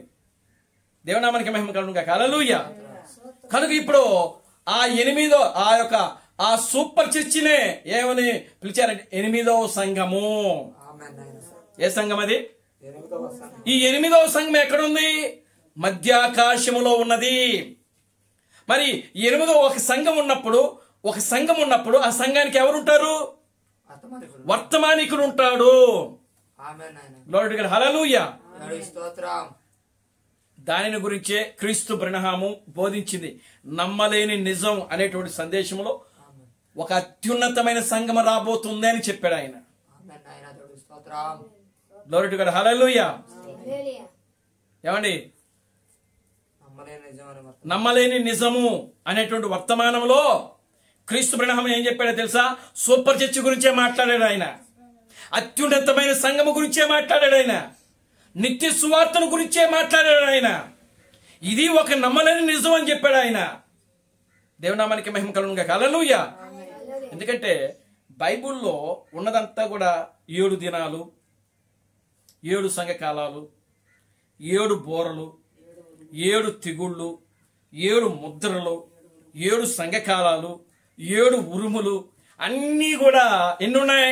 7, 7, 7, 7. ఈ 7 అనే పదమే నేటి క్రైస్తవ ప్రపంచానికి ఏమైపోయిందంటే మరుగు చేయబడింది, గుడ్డిదైపోయింది. దేవునికి స్తోత్రం చెప్పండి. హల్లెలూయా. ఈ 7 అనేటువంటి పదమే నేటి క్రైస్తవ సంఘాన్ని, నేటి ప్రియులారా ఎంటే మెసేజ్ సంఘాన్ని 7 అనే పదం ఏం చేసేసింది? వాళ్ళని గుడితనం కలిగజేసేసింది. వాళ్ళకి ఎందుకు గుడితనం కలిగజేసింది? దేవుడు అన్ని 7 7 7 అని చెప్పాడు కదా, 8 లేదు కదా. ఏమండి? 8 పాత నిబంధనలో 8వ దినం ఉంది. దేవునికి స్తోత్రం చెప్పండి. హల్లెలూయా. ఆ 8వ దినమున మీరు మహావిశ్రాంతి దినం చేసుకోండి. మహావిశ్రాంతి దినం చేయండి. మీరు పూరీలు వండుకోండి, ఎంజాయ్ చేయండి అని చెప్పాడు అక్కడ. దేవునికి స్తోత్రం చెప్పండి. హల్లెలూయా. ఏంటో తెలుసా? అది విందు. దేవునామానికి మహిమ కలుగును గాక. హల్లెలూయా. ఆ రోజుకు మీకు మహావిశ్రాంతి దినము. విశ్రాంతి దినము వేరు, మహావిశ్రాంతి దినము వేరు. కనుక 8వ దినమందే మహావిశ్రాంతి దినమని ధర్మశాస్త్రంలో రాయబడింది. దేవునామానికి మహిమ కలుగును గాక. హల్లెలూయా. కనుక ఇప్పుడు మనం ఎక్కడున్నాము అని అంటే 8వ దినములో లేము కానీ 8వ సంఘకాలంలో ఉన్నాం. దేవునికి స్తోత్రం చెప్పండి. హల్లెలూయా. ఆమేన్. హల్లెలూయా. ఎక్కడున్నామండి మనం? ఎనిమిదవ సంఘ కాలములో ఉన్నాము. ఆ 8వ సంఘ కాలమే ఓ సూపర్ చర్చ్, అంటే అత్యున్నతమైన సంఘము. దానికి నాయకుడు ఎవరంటే పరిశుద్ధాత్ముడు. ఆమేన్. దానికి నాయకుడు ఎవరు? పరిశుద్ధాత్ముడు. ఆ పరిశుద్ధాత్ముడు ఎవరో కాదు గాని క్రీస్తు థామస్ అయి ఉన్నాడు. ఆమేన్ నాయనా. సంఘానికి నాయకుడు ఎవరండి? థామస్ గారు. సంఘానికి నాయకుడు ఎవరు? పరిశుద్ధాత్ముడు. నాయకత్వము అనేటువంటి సందేశంలో ప్రభు అయిన క్రీస్తు అని చెప్తున్నాడు, సంఘానికి నాయకుడు ఎవరో కాదు, పరిశుద్ధాత్ముడే అని అంటాడు. దేవునామానికి మహిమ కలుగును గాక. హల్లెలూయా. అంటే ప్రతి కాలములో కూడా ఒక వర్తమానికుడు ఉంటాడు. ఆ వర్తమానికుడిని నడిపించేది ఎవరు అని అంటే పరిశుద్ధాత్ముడు. క్రీస్తు ప్రణాళిక చెప్తున్నాడు ఇక్కడ తన వాక్యంలో. ఆయన ఏం చెప్తున్నాడో దేవునామానికి మహిమ కలుగును గాక. హల్లెలూయా.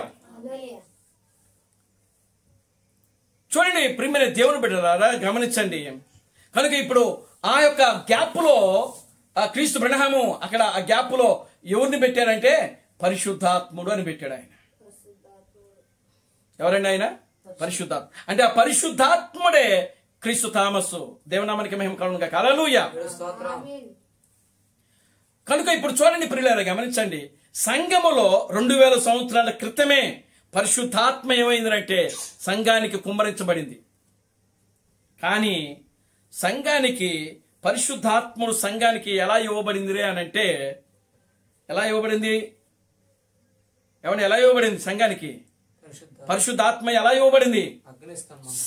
సంచికరువుగా. ఎలా ఇవ్వబడింది? అంటే సంచికరువు అంటే అడ్వాన్స్ గా, ముందుగా. అంటే ఎంత ఇచ్చాడు? 100 రూపాయలు. అంటే కొంత మాత్రమే ఇచ్చాడు. దేవునామానికి మహిమ కలుగును గాక. హల్లెలూయా. ఆ కొంత అంటే ఇప్పుడు ఆయన 100 రూపాయలు అనుకోండి, పరిపూర్ణమైన 100 రూపాయలు అనుకున్నాం. ఆ 100లో సంఘానికి మొదటి సంఘ కాలంలో పరిశుద్ధాత్మ పొందింది ఎంతో తెలుసా? 10 రూపాయలు. ఎంత? 25 పైసలు మాత్రమే. దేవునామానికి మహిమ కలుగును గాక. హల్లెలూయా. ఎంత? 25 రూపాయలు అనుకుందాం. దేవునామానికి మహిమ కలుగును గాక. హల్లెలూయా. దానినే సంచకరవు, అడ్వాన్స్ గా ఇచ్చాడు. అది అంటే అడ్వాన్స్ అంటే ముందుగా ఇచ్చాడు వాళ్ళకి, అంటే కొంచెముగా ఇచ్చాడు. దేవునామానికి మహిమ కలుగును గాక. హల్లెలూయా. ఎంత ఇచ్చాడండి?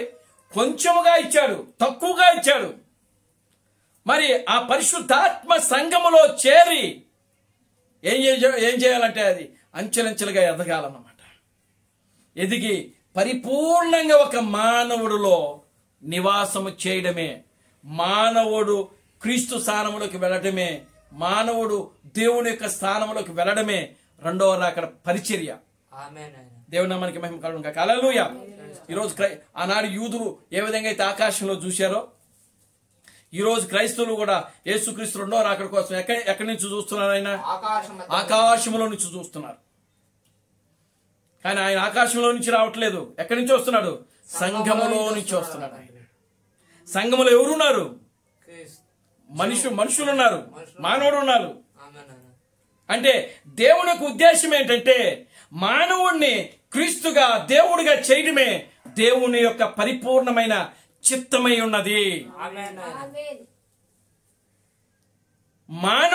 దేవుడు మానవుడుగా రావటము అది ఒక కార్యమైతే, అది దేవుని యొక్క చిత్తములో అది ఒక పరిపూర్ణమైన కార్యమైతే, సంపూర్ణమైన కార్యం ఏమిటి అని అంటే మానవుడి దేవుడుగా అవటమే దేవుని యొక్క చిత్తములో ఒక సంపూర్ణమైన చిత్తమై ఉన్నది.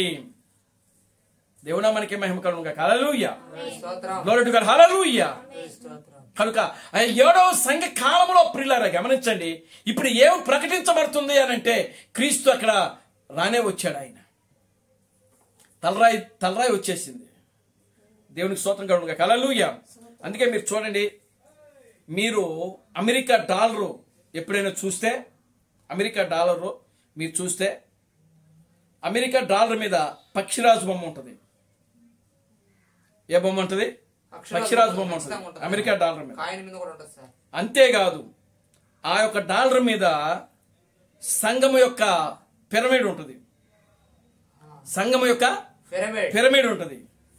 ఆ పిరమిడ్ పైనే పుల్లెర గమనించండి తలరాయి ఉంటుంది.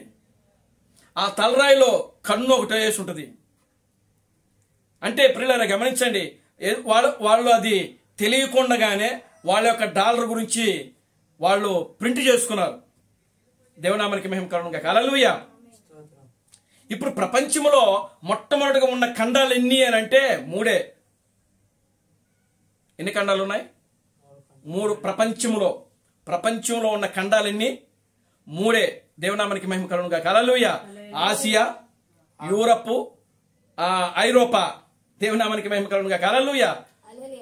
ఇప్పుడు పిల్లలు అప్పుడు అంటే నోవాకి ఎంతమంది కుమారులు? 3 కుమారులు. 3 కుమారులు అంటే షేము, హాము, యాపేతు. అంటే ఈ 3 కుమారులు నివాసము చేసిన ఖండాలు ఇవి. ఆసియా, ఐరోపా, ఇంకోటి ఏంటి? ఆఫ్రికా. దేవునికి స్తోత్రం కలుగును గాక. హల్లెలూయా. ఈ 3 కనుక ఈ 3 ఖండాలు లో మనం చూస్తే ఇప్పుడు యూరప్ ఖండం ఉంది. అంటే మధ్యలో యూరప్ ఖండం ఉంది. ప్రపంచానికి మధ్యలో యూరప్ ఖండం ఉంది. ఇప్పుడు ఆ యూరప్ ఖండములో ఇంగ్లాండ్ దేశం ఉంది. మీరు ప్రపంచ పటంలోకి వెళ్తే ఇవన్నీ అర్థమవుతాయి. దేవునామానికి మహిమ కలుగును గాక. హల్లెలూయా. ఒకసారి చరిత్రలోకి వెళ్తే, అంటే చరిత్ర అంటే ప్రపంచ పటం ఉంటుంది. ఆ ప్రపంచ పటంలో ఇంగ్లాండు ఎక్కడ ఏ ఖండంలో ఉంది అనేది మనకు అర్థమవుతుంది. దేవునామానికి మహిమ కలుగును గాక. హల్లెలూయా. ఇప్పుడు ఈ ఇంగ్లాండ్ నుంచి బయలుదేరేటువంటి వ్యాపారం సంబంధించినటువంటి వ్యక్తులు, ఈ ఇంగ్లాండ్కి సంబంధించినటువంటి పిల్లరా ఆ వ్యాపారానికి సంబంధించినటువంటి వ్యక్తులు వాళ్ళు ఈ ప్రయాణం చేస్తూ అంటే వేరే ఖండానికి వ్యాపారాలు చేసుకుంటూ పిల్లరా వాళ్ళ ప్రయాణములో వాళ్ళు ఏం చేసినారంటే పిల్లలు గమనించండి, అమెరికా భూభాగాన్ని కనుక్కున్నారు. దేవునామానికి మహిమ కలుగును గాక. హల్లెలూయా. ఇప్పుడు అమెరికాకి మొట్టమొదటిగా ఇంగ్లాండ్ వ్యక్తులు వెళ్ళారు. ఎంతమంది వెళ్ళారో తెలుసా? ఎంతమంది వెళ్ళారు? 13 వెళ్ళారు. దేవునామానికి మహిమ కలుగును గాక. హల్లెలూయా. ఎంతమంది వెళ్ళారు? 13 మంది వెళ్ళారు. అప్పుడు ప్రియులారా గమనించండి, అందుకనే ఈ యొక్క అమెరికా నేషనల్ ఫ్లాగ్ మీద 13 నక్షత్రాలు ఉంటాయి. 13 రంగులు సార్. రండి ముందు. దేవునామానికి మహిమ కలుగును గాక. హల్లెలూయా. ఎన్ని ఉంటాయి? 13 నక్షత్రాలు ఉంటాయి. 13 సార్లు ఉంటాయి. 13 గీతలు ఉంటాయి. అందుకనే ప్రకటన గ్రంథము 13వ అధ్యాయము దేనికి సంబంధించింది అంటే అమెరికా దేశానికి సంబంధించింది. దేవునామానికి మహిమ కలుగును గాక. హల్లెలూయా. Glory to God. హల్లెలూయా. ఎన్ని నక్షత్రాలు ఉంటాయి? 13 నక్షత్రాలు ఉంటాయి. దాని మీద ఉన్న గీతలన్నీ 13 గీతలు ఉన్నాయి. బైబిల్లో దాని సంఖ్య ఎంత? 13. దేవునామానికి మహిమ కలుగును గాక. హల్లెలూయా. అంటే ఇంగ్లాండ్ నుంచి ఆ యొక్క ఇంగ్లాండ్ ప్రజలు, ఆ వర్తకులు 13 వెళ్ళి ఈ భూభాగాన్ని కనుక్కుని ఆ భూభాగములో నివాసము చేయడం ప్రారంభించారు. ఆ 13 ఒక్క దగ్గర నివాసం చేయాల, 13 వేరు ప్రాంతాలకు వెళ్లి నివాసం చేశారు. అందుకనే ఆ 13నే 13 రాష్ట్రాలుగా అమెరికా సంయుక్త రాష్ట్రాలుగా అప్పుడు పిలువబడ్డాయి. ఇప్పుడు ఎన్ని రాష్ట్రాలు ఉన్నాయి అమెరికాలో? ఇప్పుడు ఎన్ని ఉన్నాయి చెప్పండి? ఎన్ని ఉన్నాయి? ఇప్పుడు 60 ఉన్నాయి. దేవునామానికి మహిమ కలుగును గాక. హల్లెలూయా. ఇప్పుడు అమెరికా 2 ఖండాలు అయింది. వాళ్ళకి అనుకుంది ఒకటే. ఏ ఖండాన్ని కనుక్కున్నారు వాళ్ళు అంటే ఉత్తర అమెరికా. క్రీస్తు బ్రహ్మ ఏ ఖండంలో అయితే పుట్టాడో ఇంగ్లాండ్ను కనుక్కుంది కూడా ఉత్తర అమెరికాని. ఆ ఉత్తర అమెరికా నుంచి మరలా ఇంకోటి చీలింది. ఏంటది? దక్షిణ అమెరికా. ఈ యొక్క సంయుక్త అమెరికా దేశాలు కలిపి 2 ఖండాలు, ఉత్తర అమెరికా, దక్షిణ అమెరికా. అప్పటికి ఎన్ని అయినాయి? ఈ యొక్క 3, ఈ యొక్క 2, 5. దేవునామానికి మహిమ కలుగును గాక. హల్లెలూయా. ప్రియులారా గమనించండి, ఇప్పుడు దక్షిణాఫ్రికా, సౌత్ ఆఫ్రికా అవి 2 ఉన్నాయి. దేవునామానికి మహిమ కలుగును గాక. హల్లెలూయా. ఈస్ట్ వెస్ట్ 2 ఉన్నాయి. కనుక ఈ విధంగా ప్రియులారా ఈ షేము హాము ప్రజలు 7 ఖండాలు. ఎందుకు దేవుడు ఇంగ్లాండ్ని 2గా విడగొట్టారు అని అంటే, ఇంగ్లాండ్ ఉన్నది పశ్చిమ వైపే ఉంది కానీ పూర్తిగా పశ్చిమ వైపు లేదు, అది పూర్తిగా లేదు. దేవునామానికి మహిమ కలుగును గాక. హల్లెలూయా. అందుకని దేవుడు ఏం చేసినాడంటే పూర్తిగా దానిని విడగొట్టి, ఎక్కడైతే కరెక్ట్గా ఈ సూర్యుడు తూర్పును ఉదయించి ఎక్కడైతే అస్తమిస్తున్నాడో ఆ సరిగ్గా అమెరికాని దేవుడు సెట్ చేశాడు. దేవునామానికి మహిమ కలుగును గాక. హల్లెలూయా. అమెరికాని దేవుడు ఎవరో మనుషుల చేత నిర్మించబడిన దేశం కాదు అది. దేవునామానికి మహిమ కలుగును గాక. హల్లెలూయా. దేవుడు చేసిన కార్యం అది, దేవుని యొక్క ప్రణాళిక, దేవుని యొక్క ఉద్దేశం అది. ఈ చరిత్ర అంతా మీకు బైబిల్లో లేకపోతే ఇంకో దాంట్లో దొరకదు. ఒక చరిత్రలోకి వెళ్ళి గూగుల్లోకి వెళ్ళి చర్చను కొడితే అసలు మొట్టమొదటి అమెరికా ఎలా ఏర్పడింది, ఎంతమంది వెళ్ళారు అనేది మీకు వెళ్తే ఆ డీటెయిల్ అంతా కూడా కొంత దొరకపోవచ్చు. కనుక ప్రియమైన దేవుని బిడ్డలారా, అమెరికా డాలర్ మీద ఈనాడు సంఘం యొక్క పిరమిడ్ ముద్రించబడింది. ఆ రోజుల్లోనే క్రీస్తు బ్రహ్మము రాకముందుపే ఆ వర్తమానం ప్రకటించబడి, ఆ వర్తమానం ఆ డాలర్ మీద ప్రింట్ చేయబడింది. తలరాయి అమెరికాలో వస్తుందని ప్రింట్ చేయబడింది. సంఘానికి తలరాయి. ఆ మాత్రం జ్ఞానం ఉండదు, ఆ మాత్రం చరిత్ర తెలుసుకోవద్దు. దేవుని స్తోత్రం కలుగును గాక. హల్లెలూయా. ఎవడైనా క్రైస్తవుడైన వాడు క్రైస్తవ సంఘ చరిత్రను తెలుసుకోవాలి. ఒకవేళ క్రైస్తవ సంఘ చరిత్రను తెలుసుకోకపోతే అతను చరిత్రహీనుడవుతాడు. క్రైస్తవ సంఘం గురించి మాట్లాడాలంటే ప్రియులారా, క్రైస్తవ సంఘం యొక్క చరిత్రను తెలుసుకుని మాట్లాడాలి ఎవరైనా. దేవునామానికి మహిమ కలుగును గాక. హల్లెలూయా. అమెరికా దేశం ఎప్పుడు కనుక్కోబడింది చెప్పాను నేను. ఎప్పుడు చెప్పాను? 15వ శతాబ్దంలోనో 14వ శతాబ్దంలో కనుక్కోబడింది. 14, 15 ఈ 2 శతాబ్దాల్లో కనుక్కోబడింది అది. దేవునామానికి మహిమ కలుగును గాక. హల్లెలూయా. మరి మన ఇండియాకి సువార్త ఎప్పుడు వచ్చింది? 15వ శతాబ్దంలో వచ్చిందా? ఎప్పుడు వచ్చింది?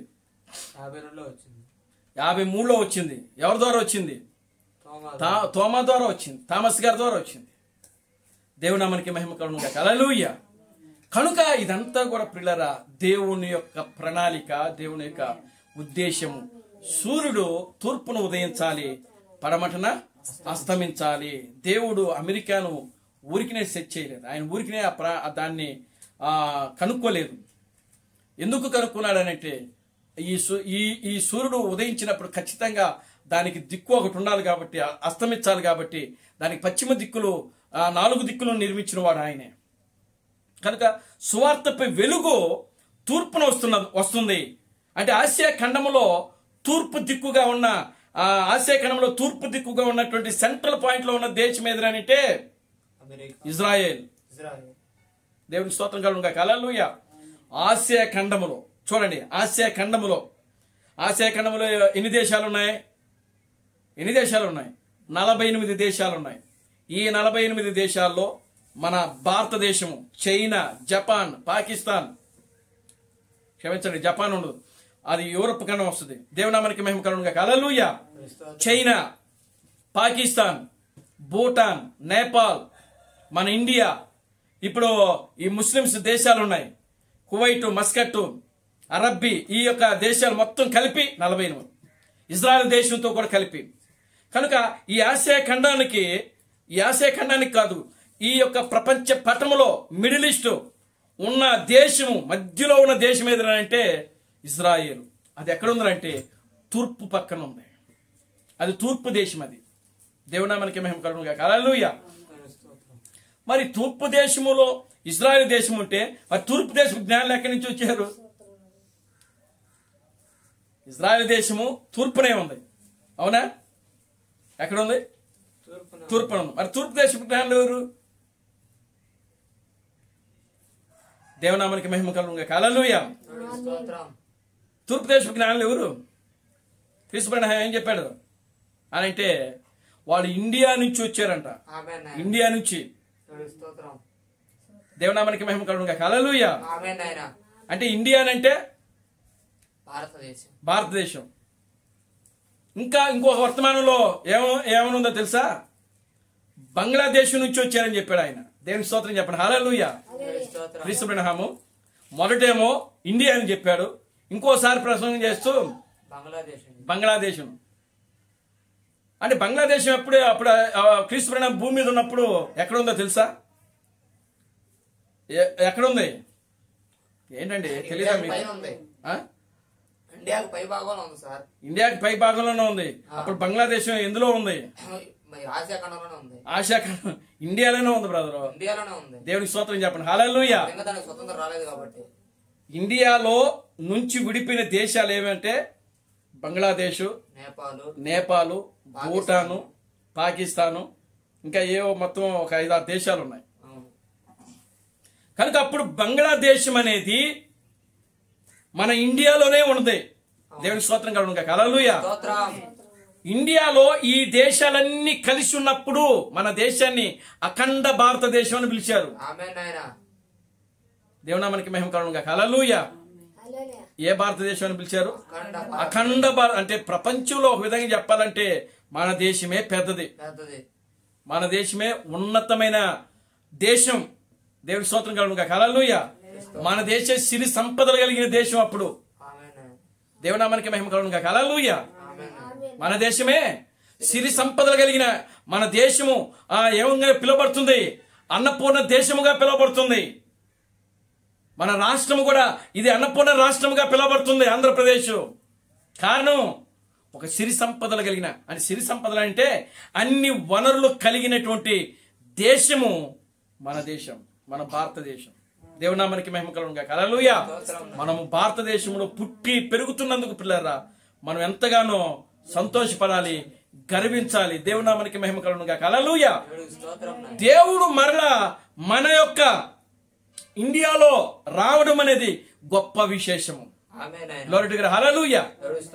దేవుడు క్రీస్తు థామస్ యొక్క రూపములో 7వ దూత రూపములో ఆయన మరలా వచ్చి పెండ్లి కుమార్తెకు ఒక వర్తమానం ఇవ్వడం అనేది ఒక గొప్ప కార్యమై ఉన్నది. దేవునామానికి మహిమ కలుగును గాక. హల్లెలూయా. 7వ దూత అంటే క్రీస్తు. ఆయన ప్రభు యొక్క క్రీస్తు వధువులో సమకూర్చబడిన గింజలలో ప్రథమ ఫలము, జ్యేష్ఠుడు ఆయన క్రీస్తు థామస్. అనగా ఆయన యొక్క సంఘం ఎక్కడుందనంటే, అత్యున్నతమైన సంఘం ఎక్కడుందనంటే మధ్యాకాశములో ఉన్నది. అత్యున్నతమైన సంఘం ఎక్కడుంది? మధ్యాకాశములో. సూపర్ చర్చ్ ఎక్కడుందంటే ప్రియులారా మధ్యాకాశములో ఉన్నది. కనుక దాని యొక్క వర్తమానికుడు క్రీస్తు థామస్ ఎక్కడున్నాడు అని అంటే మధ్యాకాశములో ఉన్నాడు. ఆ వర్తమానికుడు ఇచ్చిన సందేశమే నిత్య సువార్త. దేవునామానికి మహిమ కలుగును గాక. హల్లెలూయా. ఏమిటా నిత్య సువార్త? మానవుడే దేవుడు. మానవుడే దేవుడు. ఇప్పుడు మానవుడు దేవుడు అయ్యాడండి. ఇప్పుడు మానవుడు క్రీస్తుగా మార్చబడ్డాడండి. దేవునామానికి మహిమ కలుగును గాక. హల్లెలూయా. ఇప్పుడు మానవుడే చూడండి నిజమైనటువంటి విమోచకుడిగా ఆయన తన యొక్క ప్రజల యొక్క పిల్లలు గమనించండి, ఆ విమోచకుడిగా, వాళ్ళ యొక్క రక్త సంబంధిక, వాళ్ళ యొక్క బంధువుడిగా ఆయన వచ్చి ఉన్నాడని ప్రకటించడమే నిత్య సువార్త. ఇప్పుడు చూడండి ప్రకటన గ్రంథం 14వ అధ్యాయం 6వ వచనాన్ని మరలా ఒకసారి సరిగ్గా చదవండి. అప్పుడు మరి యొక్క దూతను చూచి తిని అతడు చూడండి అతడు భూనివాసులకును అనగా ఇక్కడ ప్రతి జనము ప్రతి వంశమునకును ఆయా భాషలు మాట్లాడు వారికి ప్రతి ప్రజలకును ప్రకటించున్నట్లు నిత్య సువార్తను తీసుకుని ఆకాశ మధ్యనములో ఎగురుచుండెను. చూడండి ఇక్కడ మనకు మెయిన్ కావాల్సింది ఏంటంటే ప్రతి జనమునకు, భూమి మీద ప్రతి జనము. రెండవది ఏమిటి? ప్రతి వంశము. ఈ వంశములు అనేవి ఎక్కడున్నాయంటే అన్య జనులలోనే వంశములు అనేవి ఉన్నాయి. ఇజ్రాయేల్లో వంశాలు ఉండవు, ఇజ్రాయిల్లో వంశాలు ఉండవు. ఏముంటాయి? గోత్రాలు ఉంటాయి. దేవుని స్తోత్రం కలుగును గాక. హల్లెలూయా. ఇజ్రాయిల్లో గోత్రాలు ఉంటాయి. అన్ని జనుల్లో ఏముంటాయి? వంశాలు ఉంటాయి. మా వంశము మా వంశం అని అంతే కదా. వంశం అంటే ఇంటి పేరు అని అర్థం. దేవుని నామానికి మహిమ కలుగును గాక. హల్లెలూయా. మూడవది మనం గమనిస్తే ఆయా భాషలు మాట్లాడువారు. ఈ భాషలు అనేది ఇండియాకి సంబంధించింది. దేవుని నామానికి మహిమ కలుగును గాక. హల్లెలూయా. ప్రపంచములో ఎన్ని భాషలు అయితే ఉన్నాయో అన్ని భాషలు ఎక్కడ ఉన్నాయో తెలుసా? ఇండియా ప్రాంతంలో ఇండియాలోనే ఉన్నాయి. రకరకాల భాషలు. దేవుని నామానికి మహిమ కలుగును గాక. హల్లెలూయా. రకరకాలైన భాషలు, రకరకాలైన మతాలు, రకరకాలైన కులాలు, రకరకాలైన జాతులు, మనుషులు ఎక్కడున్నాయి? ఇండియాలోనే ఉన్నాయి. కనుక ఇక్కడ చూడండి, భాషలు అనేటప్పటికి వచ్చేటప్పటికి అది ఇండియాకే వస్తుంది. దేవుని నామానికి మహిమ కలుగును గాక. హల్లెలూయా. వంశము అనేటప్పటికి వచ్చేటప్పటికి ప్రియులారా అది అమెరికా కావచ్చు, లేకపోతే ఇంగ్లాండ్ కావచ్చు. ఈ యొక్క అది తెల్ల జాతి. మనం ఎవరి? మన నల్లజాతి. అన్ని జాతులు కలిసిన వాళ్ళు మనం. ఒక నల్లజాతే మనం లేదు ఇండియాలో. తెల్లోళ్ళు ఉన్నారు, తెల్ల చర్మం కలిగిన వాళ్ళు ఉన్నారు, నల్ల చర్మం కలిగిన వాళ్ళు ఉన్నారు. ఇంకా అటు ఇటు కాకుండా మిక్సింగ్ కలర్ ఉంది. ఏమండి? దేవుని నామానికి మహిమ కలుగును గాక. హల్లెలూయా. చూడండి, ఆయా భాషలు మాట్లాడే వారికి ప్రతి ప్రజలకును దేవుని నామానికి మహిమ కలుగును గాక. హల్లెలూయా. అంటే వీళ్ళందరికీ, ప్రతి ప్రజలకు అంటే ప్రతి వంశానికి, ఆయా భాషలు మాట్లాడే వారికి, ప్రతి ప్రజలకును, ప్రతి జనాంగానికి. ఆమేన్. హల్లెలూయా. ఇక్కడ 3 పాయింట్లు అండి. ప్రతి జనమునకును, ప్రతి వంశకును, ఆయా భాషలకు మాట్లాడు వారికి, ఆయా భాషలు మాట్లాడు ప్రజలకును, ప్రతి ప్రజలకును ప్రకటించున్నట్లు నిత్య సువార్తను పట్టుకొని వచ్చారంట ఆయన. దేవునామానికి మహిమ కలుగును గాక. హల్లెలూయా. అంటే నిత్య సువార్త అంటే ఏమిటి అని అంటే నిత్యము ఉండేది. ఇక అది మారదు. దేవునామానికి మహిమ కలుగును గాక. హల్లెలూయా. నిత్య సువార్త అంటే నిత్యము ఉండేది. నిత్య సువార్త అంటే నిత్య జీవము కలిగిన సువార్త. అది నిత్యము. ఆ సువార్తలో ఏముంటది? జీవం ఉంటది. దేవునామానికి మహిమ కలుగును గాక. హల్లెలూయా. ఎందుకని అంటే ప్రియులారా గమనించండి, ఇక ఆ నిత్య జీవము ఇక మనుషుల్లో ఆ నిత్య జీవం అనేది ఇక పర్మనెంట్ గా ఉండిపోయింది. అది ఇక మానవుడికి మరణం అనేది లేనే లేదు. ఒకవేళ మరణిస్తే అది నిత్య సువార్తగా లేకపోతే నిత్య జీవముగా ఉండదు. దేవునామానికి మహిమ కలుగును గాక. హల్లెలూయా. హల్లెలూయా. నిత్య సువార్త అంటే మారని సువార్త. ఇక మార్పు లేదు.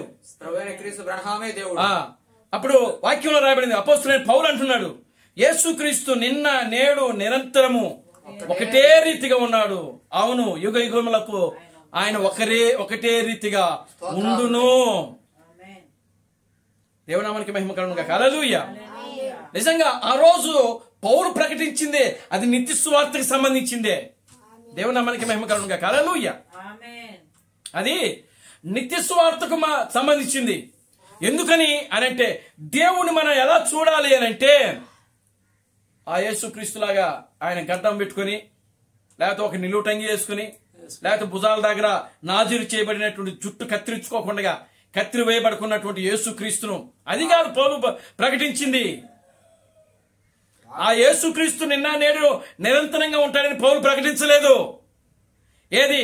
మేసాలతో ఉన్న యేసుక్రీస్తును, గడ్డముతో ఉన్న యేసుక్రీస్తును, జుట్టుతో ఉన్న యేసుక్రీస్తును, నిలువుటంగి వేసుకున్నటువంటి యేసుక్రీస్తు గురించి పౌలు బోధించలేదు. ఇక్కడ ఆ యేసుక్రీస్తులో ఉన్నటువంటి గుణ లక్షణములు ఏవైతే ఉన్నావో ఆ గుణ లక్షణముల గురించి ఆయన మాట్లాడాడు, ప్రకటించాడు. అది యేసుక్రీస్తు నిన్న నేడు నిరంతరము ఒకటే రీతిగా ఉండడం అంటే అది. దేవునామానికి మహిమ కలుగును గాక. హల్లెలూయా. మరి ఈ రోజున ఎంటే మెసేజ్ వాళ్ళు ఏం చేస్తున్నారు? ఆ యొక్క మేఘములో ఎవరు ఫోటో పెట్టారు? హాఫ్ మ్యాన్ వేసిన ఒక ఆ యొక్క హాఫ్ మ్యాన్ వేసినటువంటి ఫోటో పెట్టి చిత్రకారుడు వేసిన ఫోటోను ఆ పెట్టి ఆ మేఘంలో ఇదిగో యేసుక్రీస్తు వచ్చాడని చెప్తున్నారు. దెయ్యపు అది ఎంత దూతలు అబద్ధం! అది ఎంత మోసకరమైన వాళ్ళు మోసపోతున్నారు, సంఘాన్ని కూడా మోసం చేస్తున్నారు. దొంగలు. కానీ నిజమైన వధువును ఎవ్వడు కూడా మోసం చేయలేరు. ఆమేన్ తండ్రి. నిజమైన వధువును ఎవరు ఎవ్వరు మోసం చేయలేరు. చెరచలేరు. చెరచడం అంటే ఏంటి? పట్టుకొని పోవడం, చెరచడం అంటే ఏంటి? పాడు చేయటం. వాడు చేయడం నాయన. ఒక స్త్రీ ఆమె చెరచబడింది అని చెప్తున్నారు అంటే దాని అర్థం ఏంటి? ఆమె పాడు చేయబడింది అని అర్థం. దేవునామానికి మహిమ కలుగునుగాక. హల్లెలూయా. కనుక నిజమైన వధువును ఏ వ్యక్తి కూడా చెరచలేడు, మోసం చేయలేరు. పాడు చేయలేడు. ఎందుకు అంటే ఆమెకు వాక్యం ఇయ్యబడింది. ఆమేన్ నాయన. ఆమె వాక్యముగా ఉంటుంది. దేవునామానికి మహిమ కలుగునుగాక. హల్లెలూయా. ఎందుకు అనంటే ఆకాశ మధ్యములో ఆ యొక్క ఆ దూత, ఆ 7వ దూత, ఆ బలిష్ఠుడైన దూత, ప్రియులారా గమనించండి, 7వ దూత ఎవరు? బలిష్ఠుడైన దూత లేకపోతే ఎవరైనా? బలిష్ఠుడైన దూత వేరొక దూత. చూడండి ప్రకటన గ్రంథము 18వ అధ్యాయం. ఆయన కూడా బలిష్ఠుడైన దూతే.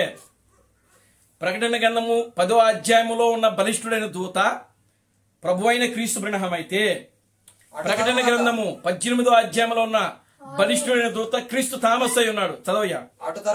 అటు తర్వాత మహా అధికారము కలిగిన వేరొక దూత పరలోకము నుండి దిగివచ్చుట చూచి తిని అతని మహిమ చేత భూమి ప్రకాశించెను. అతడు గొప్ప స్వరముతో ఆర్భాటించి ఇట్లా నేను మహాబబులోను కూలిపోయేను. అది దయ్యములకు నివాస స్థలమును ప్రతి అపవిత్రాత్మకును ఉనికి పట్టును అసహ్యమును ప్రతి పక్షికి ఉనికి పట్టును ఆయను. దేవునామానికి మహిమ కలుగునుగాక. హల్లెలూయా. చూడండి ఎవరు ఈ మహా అధికారము కలిగినటువంటి దూత ఎవరు అని అంటే క్రీస్తు థామస్.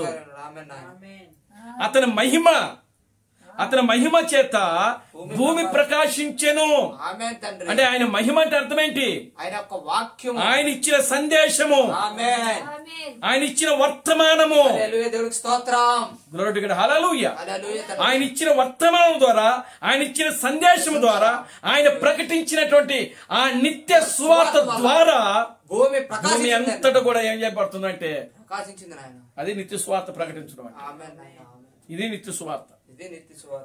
ఇది ఇప్పుడు భూమి అంతటా కూడా అది ఏం చేయబడుతుందంటే ప్రకాశించబడుతుంది. ఆ ప్రకాశించబడటం వల్ల ఏమైపోతుందో తెలుసా? మహోబబులను కూలిపోతుంది. అక్కడ దేవునామానికి మహిమ కలుగునుగాక. హల్లెలూయా.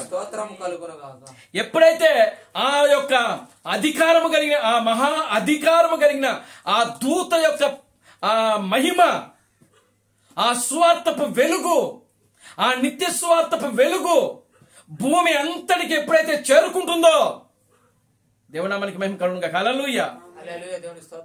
ఎప్పుడైతే ఆ నిత్య సువార్తపు వెలుగు, ఆ వాక్యము, ఆ నిత్య సువార్త ప్రపంచమంతటికి ప్రకటించబడుతుందో అప్పుడు అది ఏమైపోతుందంటే మొత్తం కూడా భూమి నలుదిశలు కూడా ఆ వెలుగుతో అది నిండిపోయింది. అప్పుడు చీకటికి ఇంక అక్కడ తావు అనేది ఉండదు, మరణం అనేది ఇంక ఉండదు. అంటే అప్పుడు ఏమైపోతుంది అంటే మహాబబులోను కూలిపోతుంది. దాని యొక్క ప్రభావం మనకు, దాని యొక్క శక్తికి, దాని యొక్క ఉనికికి, దాని యొక్క బలమునకు మహాబబులను ఏమైపోతుందనంటే ఇక్కడ కూలిపోతుంది. ఇక పాపం ఉండదు, ఇక మరణం ఉండదు. దేవునామానికి మహిమ కలుగునుగాక. హల్లెలూయా. ఇక చీకటి అనేది ఉండదు. అదే ప్రియులారా నిత్యమైన వెలుగు, సువార్త వెలుగే నిత్యమైనది. ఆ సువార్తే నిత్య సువార్త. 2000 నాటి సువార్త కాదు. ఆ సువార్తకు ముగింపు అయిపోయింది. దేవునామానికి మహిమ కలుగునుగాక. హల్లెలూయా. ఆ సువార్తకు అది ముగింపు అయిపోయింది. అది కృపాయుగం. అది దేవుడు మానవుడుగా వచ్చాడని ప్రకటించబడేది. దేవునామానికి మహిమ కలుగును గాక. హల్లెలూయా. ఇప్పుడు మానవుడే దేవుడని ప్రకటించబడేది. ఇది నిత్య సువార్త. ఈ నిత్య సువార్తను ఎవరైతే అంగీకరిస్తారో, ఈ నిత్య సువార్తను ఎవరైతే చేర్చుకుంటారో, ఈ నిత్య సువార్తను ఎవరైతే మనసులో దాన్ని చేర్చుకుంటారో ప్రియులారా, వారు నిత్య జీవము కలిగి జీవిస్తారు. నిత్యము దేవుడితో ఉంటారు. వాడు తీర్పులోనికి రాక వాడు నిత్య జీవములోనికి దాటి ఉన్నాడు. మరణములోనికి రాక నిత్య జీవములోనికి దాటి ఉన్నాడని వాక్యములో రాయబడింది. దేవునామానికి మహిమ కలుగును గాక. హల్లెలూయా. చూడండి ఆ వాక్యాన్ని చదవండి. యోహాను సువార్త 5వ అధ్యాయము, యోహాను సువార్త 5వ అధ్యాయము 24వ వచనము. నా మాట విని నన్ను పంపిన వాని యందు విశ్వాసం ఉంచువాడు, నా మాట విని నన్ను పంపిన వాని యందు విశ్వాసం ఉంచువాడు నిత్య జీవము గలవాడు. వాడు తీర్పులోనికి రాక మరణములో నుండి జీవములోనికి దాటి ఉన్నాడని మీతో నిశ్చయముగా చెప్పుచున్నాను. ఇది నిత్య సువార్త. ఏ సువార్తను పట్టుకొచ్చాడు క్రీస్తు తామసు. దేవునామానికి మహిమ కలుగును గాక. హల్లెలూయా. మళ్ళా చదవండి. యోహాను సువార్త 5వ అధ్యాయము 24వ వచనం. నా మాట విని నన్ను పంపిన వాని యందు విశ్వాసం ఉంచువాడు నిత్య జీవము గలవాడు. వాడు తీర్పులోనికి రాక మరణములో నుండి జీవములోనికి దాటి ఉన్నాడని మీతో నిశ్చయముగా చెప్పుచున్నాను. ఈ రోజు ఈ నిత్య సువార్త యొక్క ప్రకటన ఈ నెల్లూరు జిల్లాలో ముతుకూరు ప్రాంతంలో ప్రకటించబడతా ఉన్నది. దేవునామానికి మహిమ కలుగును గాక. హల్లెలూయా.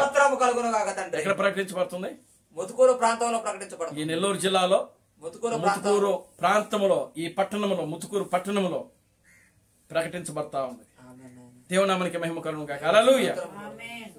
సహోదరుడు విక్టర్ పాల్ యొక్క కుటుంబం ద్వారా ఈ సువార్త ప్రకటించబడతా ఉంది. దేవునామానికి మహిమ కలుగును గాక. హల్లెలూయా.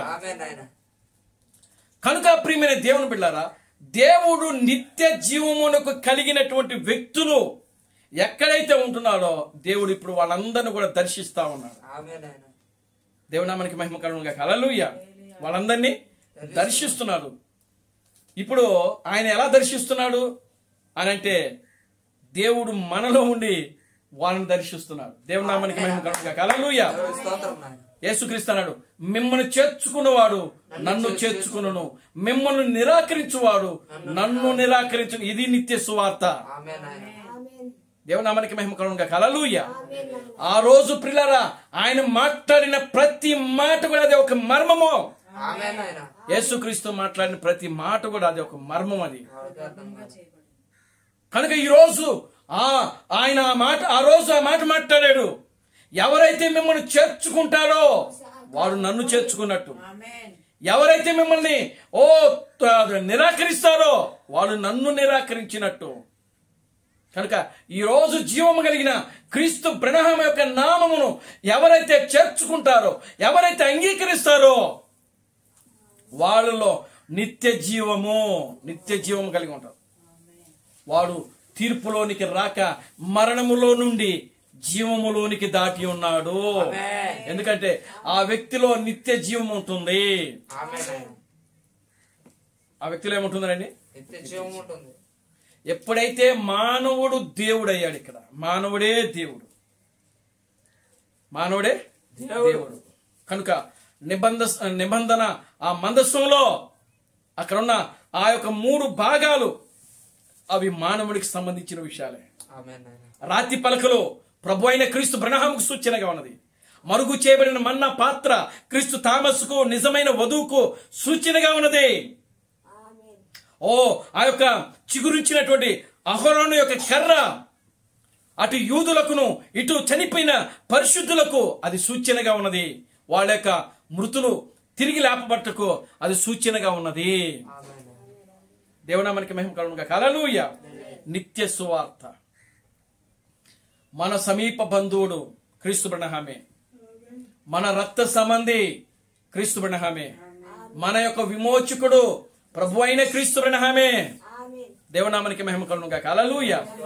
ఆయన యొక్క రక్తము ద్వారా మన శరీరమును ఆయన ఏం చేసినాడంటే విమోచించాడు. దేవునామానికి మహిమ కలుగును గాక. హల్లెలూయా. యేసుక్రీస్తు యొక్క రక్తము ద్వారా ఆయన మన ఆత్మను ఆయన రక్షిస్తే, ప్రభు అయిన క్రీస్తు బ్రహ్మ యొక్క రక్తము ద్వారా ఆయన మన దేహమును ఏం చేసినాడంటే విమోచించాడు. దేవునామానికి మహిమ కలుగును గాక. హల్లెలూయా. అందుకే ఈ దేహం యొక్క విమోచన గురించి చెప్పటకు ఇప్పుడు వల్లపడదని ఆ రోజు పౌలు ఏం చేసినాడంటే ముగించాడు, చెప్పలేదు దాని గురించి ఆయన. దేవునామానికి మహిమ కలుగును గాక. హల్లెలూయా. ఏమంటున్నాడు? ఈ దేహం యొక్క విమోచన, మన యొక్క దేహం యొక్క విమోచన కొరకై మనలో మనము మూలుగుచున్నాము. చూడండి, రోమిలికి రాసిన పత్రిక 8వ అధ్యాయం. రోమిలికి రాసిన పత్రిక 8వ అధ్యాయం.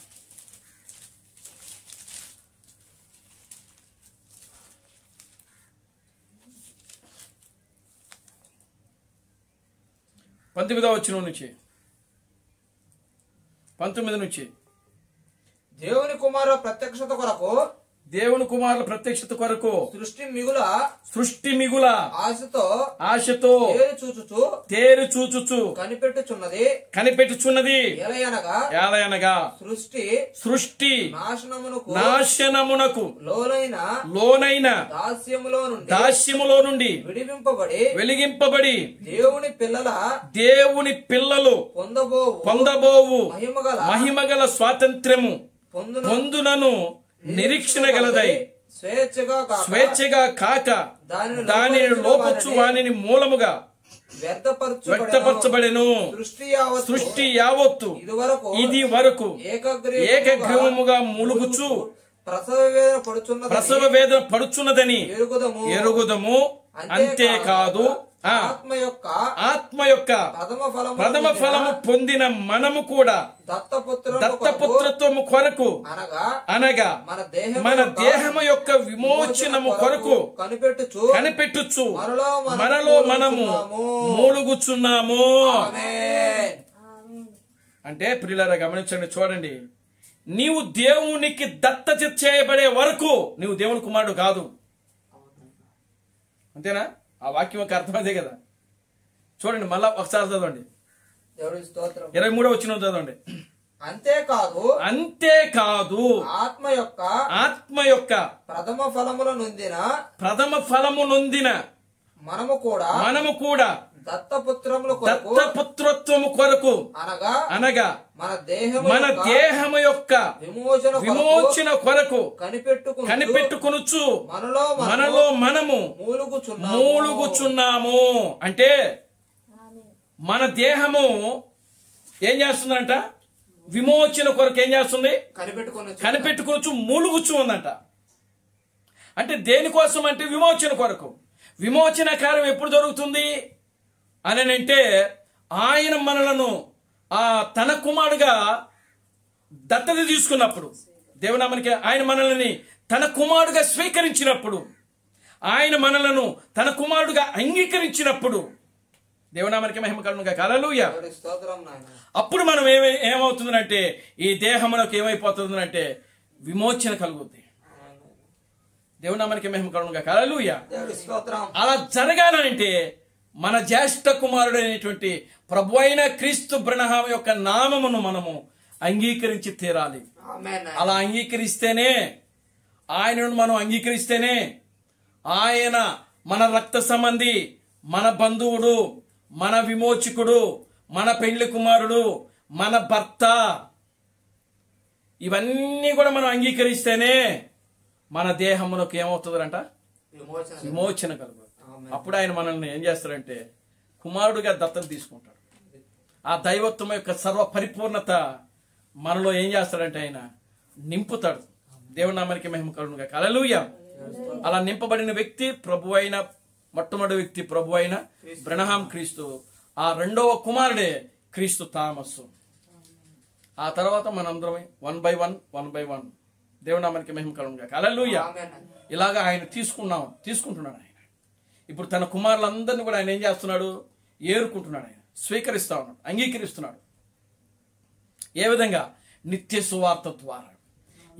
నిత్య సువార్త నమ్మకుండగా, ఈ నిత్య సువార్త అంటే క్రీస్తు థామస్ ఇచ్చిన ఈ నిత్య సువార్తను నమ్మకుండగా ఎవరైతే తృణీకరిస్తారో ప్రియులారా, వాళ్ళు ఎట్టి పరిస్థితుల్లో దేవుని కుమారుగా గాని దేవుని కుమార్తెగాను వాళ్ళు ఉండరు. ఆమేన్ నాయన. ఈ రోజు చెప్పుకోవచ్చు, నేను దేవుని కుమారుని అని చెప్పుకోవచ్చు, లేదా నేను దేవుని కుమార్తెను అని చెప్పుకోవచ్చు. కానీ ప్రియులారా గమనించండి, వాళ్ళు చెప్పుకున్నంత మాత్రం కాదు, అక్కడ అది దేవుడు వారిని అంగీకరించాలి ఆమేన్ నాయన. కుమారుడుగా కుమార్తెగా. ఆమేన్ తండ్రి. దేవునామానికి మహిమ కలుగునుగా. హల్లెలూయా. దేవుడు అంగీకరించినంత వరకు ఏ వ్యక్తి కూడా దేవునికి కుమారులుగాను కుమార్తెలుగాను ఉండలేరు. దేవుడు అంగీకరించాలి. దేవునామానికి మహిమ కలుగునుగా. హల్లెలూయా. చూడండి, 2000 సంవత్సరాల క్రితం సువార్త అది ఏ విధంగా ప్రకటించబడింది అంటే తన నామమును అంగీకరించు వారని ప్రకటించబడింది. దేవునామానికి మహిమ కలుగునుగా. హల్లెలూయా. తన యొద్దకు వచ్చు వారందరినీ ఆయన ఏం చేశాడు అని అంటే కుమారులుగా కుమార్తెలుగా స్వీకరించాడు. దేవునామానికి మహిమ కలుగునుగా. హల్లెలూయా. తన యొద్దకు వచ్చిన వారందరినీ, ఇక్కడ గమనించండి, ఈ పాయింట్ చాలా ముఖ్యమైనవి. ఆమేన్ నాయన. 2000 సంవత్సరాలంతా కూడా ప్రజలు దేవుని దగ్గరకు వచ్చారు. దేవుడు వారిని ఏం చేశాడు? అంగీకరించాడు. దేవునికి స్తోత్రం చెప్పండి. హల్లెలూయా. దేవుడి స్తోత్రం. ఎందుకని వాక్యం ఉంది ఆ విధంగా, ఆమేన్. తన యొద్దకు వచ్చు వారందరినీ ఆయన ఎంత మాత్రం త్రోసి ఆయన ఎంత మాత్రము త్రోసేక వారిని కుమారులుగా కుమార్తెలుగా ఆయన ఏం చేసినాడంటే స్వీకరించాడు. ఆమేన్ తండ్రి. కానీ ఇప్పుడు అలా జరగట్లా. దేవునామానికి మహిమ కలుగునుగా. హల్లెలూయా. ఇప్పుడు పెండ్లి కుమార్తెను ఆయన స్వీకరిస్తున్నాడు. ఆమేన్. ఆయనే ఏం చేస్తున్నాడంటే పెళ్లి కుమార్తె ఆయన 2000 సంవత్సరాలు ప్రజలు దేవుని దగ్గరికి వెళ్ళారు. ఇప్పుడు దేవుడే ఏం చేస్తున్నాడంటే తనకు కుమారులుగా కుమార్తెలుగా ఆయన ఏం చేస్తున్నాడంటే దత్తతగా ఆయన ఏం చేస్తున్నాడంటే తీసుకుంటున్నాడు. తీసుకుంటున్నాడు. దేవునామానికి మహిమ కలుగునుగా. హల్లెలూయా. స్తోత్రం. స్వీకరిస్తున్నాడు ఆయన. దేవునామానికి మహిమ కలుగునుగా. హల్లెలూయా. తనకు కుమారులు అంటే వీళ్ళు ఎలా ఉండబోతున్నారంటే క్రీస్తులుగా, దేవుళ్ళుగా. సంఘములో వచ్చిన కుమారులు క్రీస్తులు కాదు, దేవుడు కాదు. వాళ్ళు ఆయనకు శరీరం మాత్రమే. వాళ్ళు ఏమైనారు? క్రీస్తుకు శరీరం మాత్రమే. కానీ మనం వాళ్ళకి ఏమై ఉన్నా తెలుసా? వాళ్ళకి ఏమై ఉన్నా తెలుసా? కుమారులు కుమార్తె సంఘానికి మనం ఏమై ఉన్నావు తెలుసా? దేవుళ్ళుగా ఉంటుంది. క్రీస్తులుగా ఉన్నాం అంటే శిరస్సుగా ఉన్నాం. తెలుసుగా ఉంటుంది. దేవునామానికి మహిమ కలుగునుగా. హల్లెలూయా. మనమే సంఘమునకు శిరస్సు అయి ఉన్నాము, మనమే తలరాయి అయి ఉన్నాం. దేవునామానికి మహిమ కలుగునుగా. హల్లెలూయా. ఇది నిత్య సువార్త. మానవుడు దేవుడు అవటం, మానవుడే దేవుడు అవటం. కనుక అది నిత్య సువార్త. 2000 సంవత్సరాల క్రితం ప్రకటించబడింది. దేవుడు మానవుడుగా వచ్చాడు. అది కేవలం సువార్త మాత్రమే. దేవుడి ప్రణాళిక కూడా అదే. ఆదాము తప్పిపోయాడు కాబట్టి ఆదామును ఏ స్థానం అయితే తప్పిపోయాడో ఆ స్థానంలోనికి తీసుకొని రావడమే నిత్య సువార్త. దేవునామానికి మహిమ కలుగునుగా. హల్లెలూయా. ఆదాము ఏ స్థానంలో కోల్పోయాడు? ఆయన ప్రియులారా దైవత్వాన్ని కోల్పోయాడు, క్రీస్తు యొక్క స్థానాన్ని కోల్పోయాడు, దేవుని యొక్క స్థానాన్ని కోల్పోయాడు ఆదాము. తిరిగి ఆ పరిపూర్ణతలోకి మళ్ళా క్రీస్తు బ్రహ్మను తీసుకుని రావడమే దేవుని యొక్క గొప్ప ప్రణాళిక. ఇదే నిత్య సువార్త. దేవునామానికి మహిమ కలుగునుగా. హల్లెలూయా. అసలు ఏదైనాలోనే నిత్య సువార్త ప్రకటించబడింది. దేవునామానికి మహిమ కలుగునుగా. హల్లెలూయా. మధ్యాహ్నం చేద్దాం ప్రసంగం. దేవునికి స్తోత్రం కలుగునుగా. హల్లెలూయా. కనుక ప్రియమైన దేవుని బిడ్డలారా, మానవుడే దేవుడు, మానవుడే ఈ ప్రపంచానికి రాజు. ఈ ప్రపంచాన్ని ఏలేది మానవుడే. దేవునామానికి మహిమ కలుగునుగా. హల్లెలూయా. అది క్రీస్తు బ్రహ్మ వెళ్తున్నాడా, క్రీస్తు థామస్ వెళ్తాడా అని కాదు, మనమే వెళ్తాం. దేవునామానికి మహిమ కలుగునుగా. హల్లెలూయా. ఆ స్థానంలో నిన్ను నువ్వు పెట్టుకో, నన్ను నేను పెట్టుకోవాలా, మిమ్మల్ని మీరు పెట్టుకోండి. అక్కడ స్త్రీ అని పురుషుడు అని తేడా ఉండదు. అక్కడ దేవునామానికి మహిమ కలుగునుగా. హల్లెలూయా. దైవత్వంలో స్త్రీ అని పురుషుడని భేదం లేదు, అందరూ ఒకటే అక్కడ. దేవునామానికి మహిమ కలుగునుగా. హల్లెలూయా. కనుక ప్రియమైన దేవుని బిడ్డలారా, స్త్రీలో నివసించేది ఆయనే, పురుషుల్లో నివసించేది కూడా ఆయనే. ఒకే దేవుడు. ఆ దేవుడే ప్రభు అయిన క్రీస్తు బ్రహ్మ. ఈరోజు క్రీస్తు బ్రహ్మము నీ శరీరంలో నా శరీరంలో ఉండి భూమికి ఏం చేస్తున్నాడంటే విమోచన కలుగు చేస్తున్నాడు. ఆయన ఈరోజు నీ శరీరంలో నా శరీరంలో ఉండి సృష్టికి, ఆకాశానికి, సూర్యుడు, చంద్రుడు, నక్షత్రాలకి ఆయన ఏం చేస్తున్నాడంటే విమోచన కలుగు చేస్తా ఉన్నాడు. కనుక ప్రియమైన దేవుని బిడ్డారా, నిత్య సువార్త అది ఎక్కడ ప్రకటించబడతా ఉందంటే మధ్యాకాశములో ప్రకటించబడతా ఉంది. ఈరోజు మనమే మధ్యాకాశములో అడుగుపెట్టిన జనులుగా ఉన్నాం. ఆ నిత్య సువార్త మొట్టమొదటిగా ఏదెనులో ప్రకటించబడింది. దేవునామానికి మహిమ కలుగును గాక. హల్లెలూయా. కనుక ప్రియమైన దేవుని బిడ్డలారా, దేవుడు ఈ చివరి కాలంలో చేసేటువంటి ప్రతి కార్యాలు కూడా మనం గ్రహిస్తూ మన ఆత్మీయ జీవితంలో ముందుకు సాగుదాం.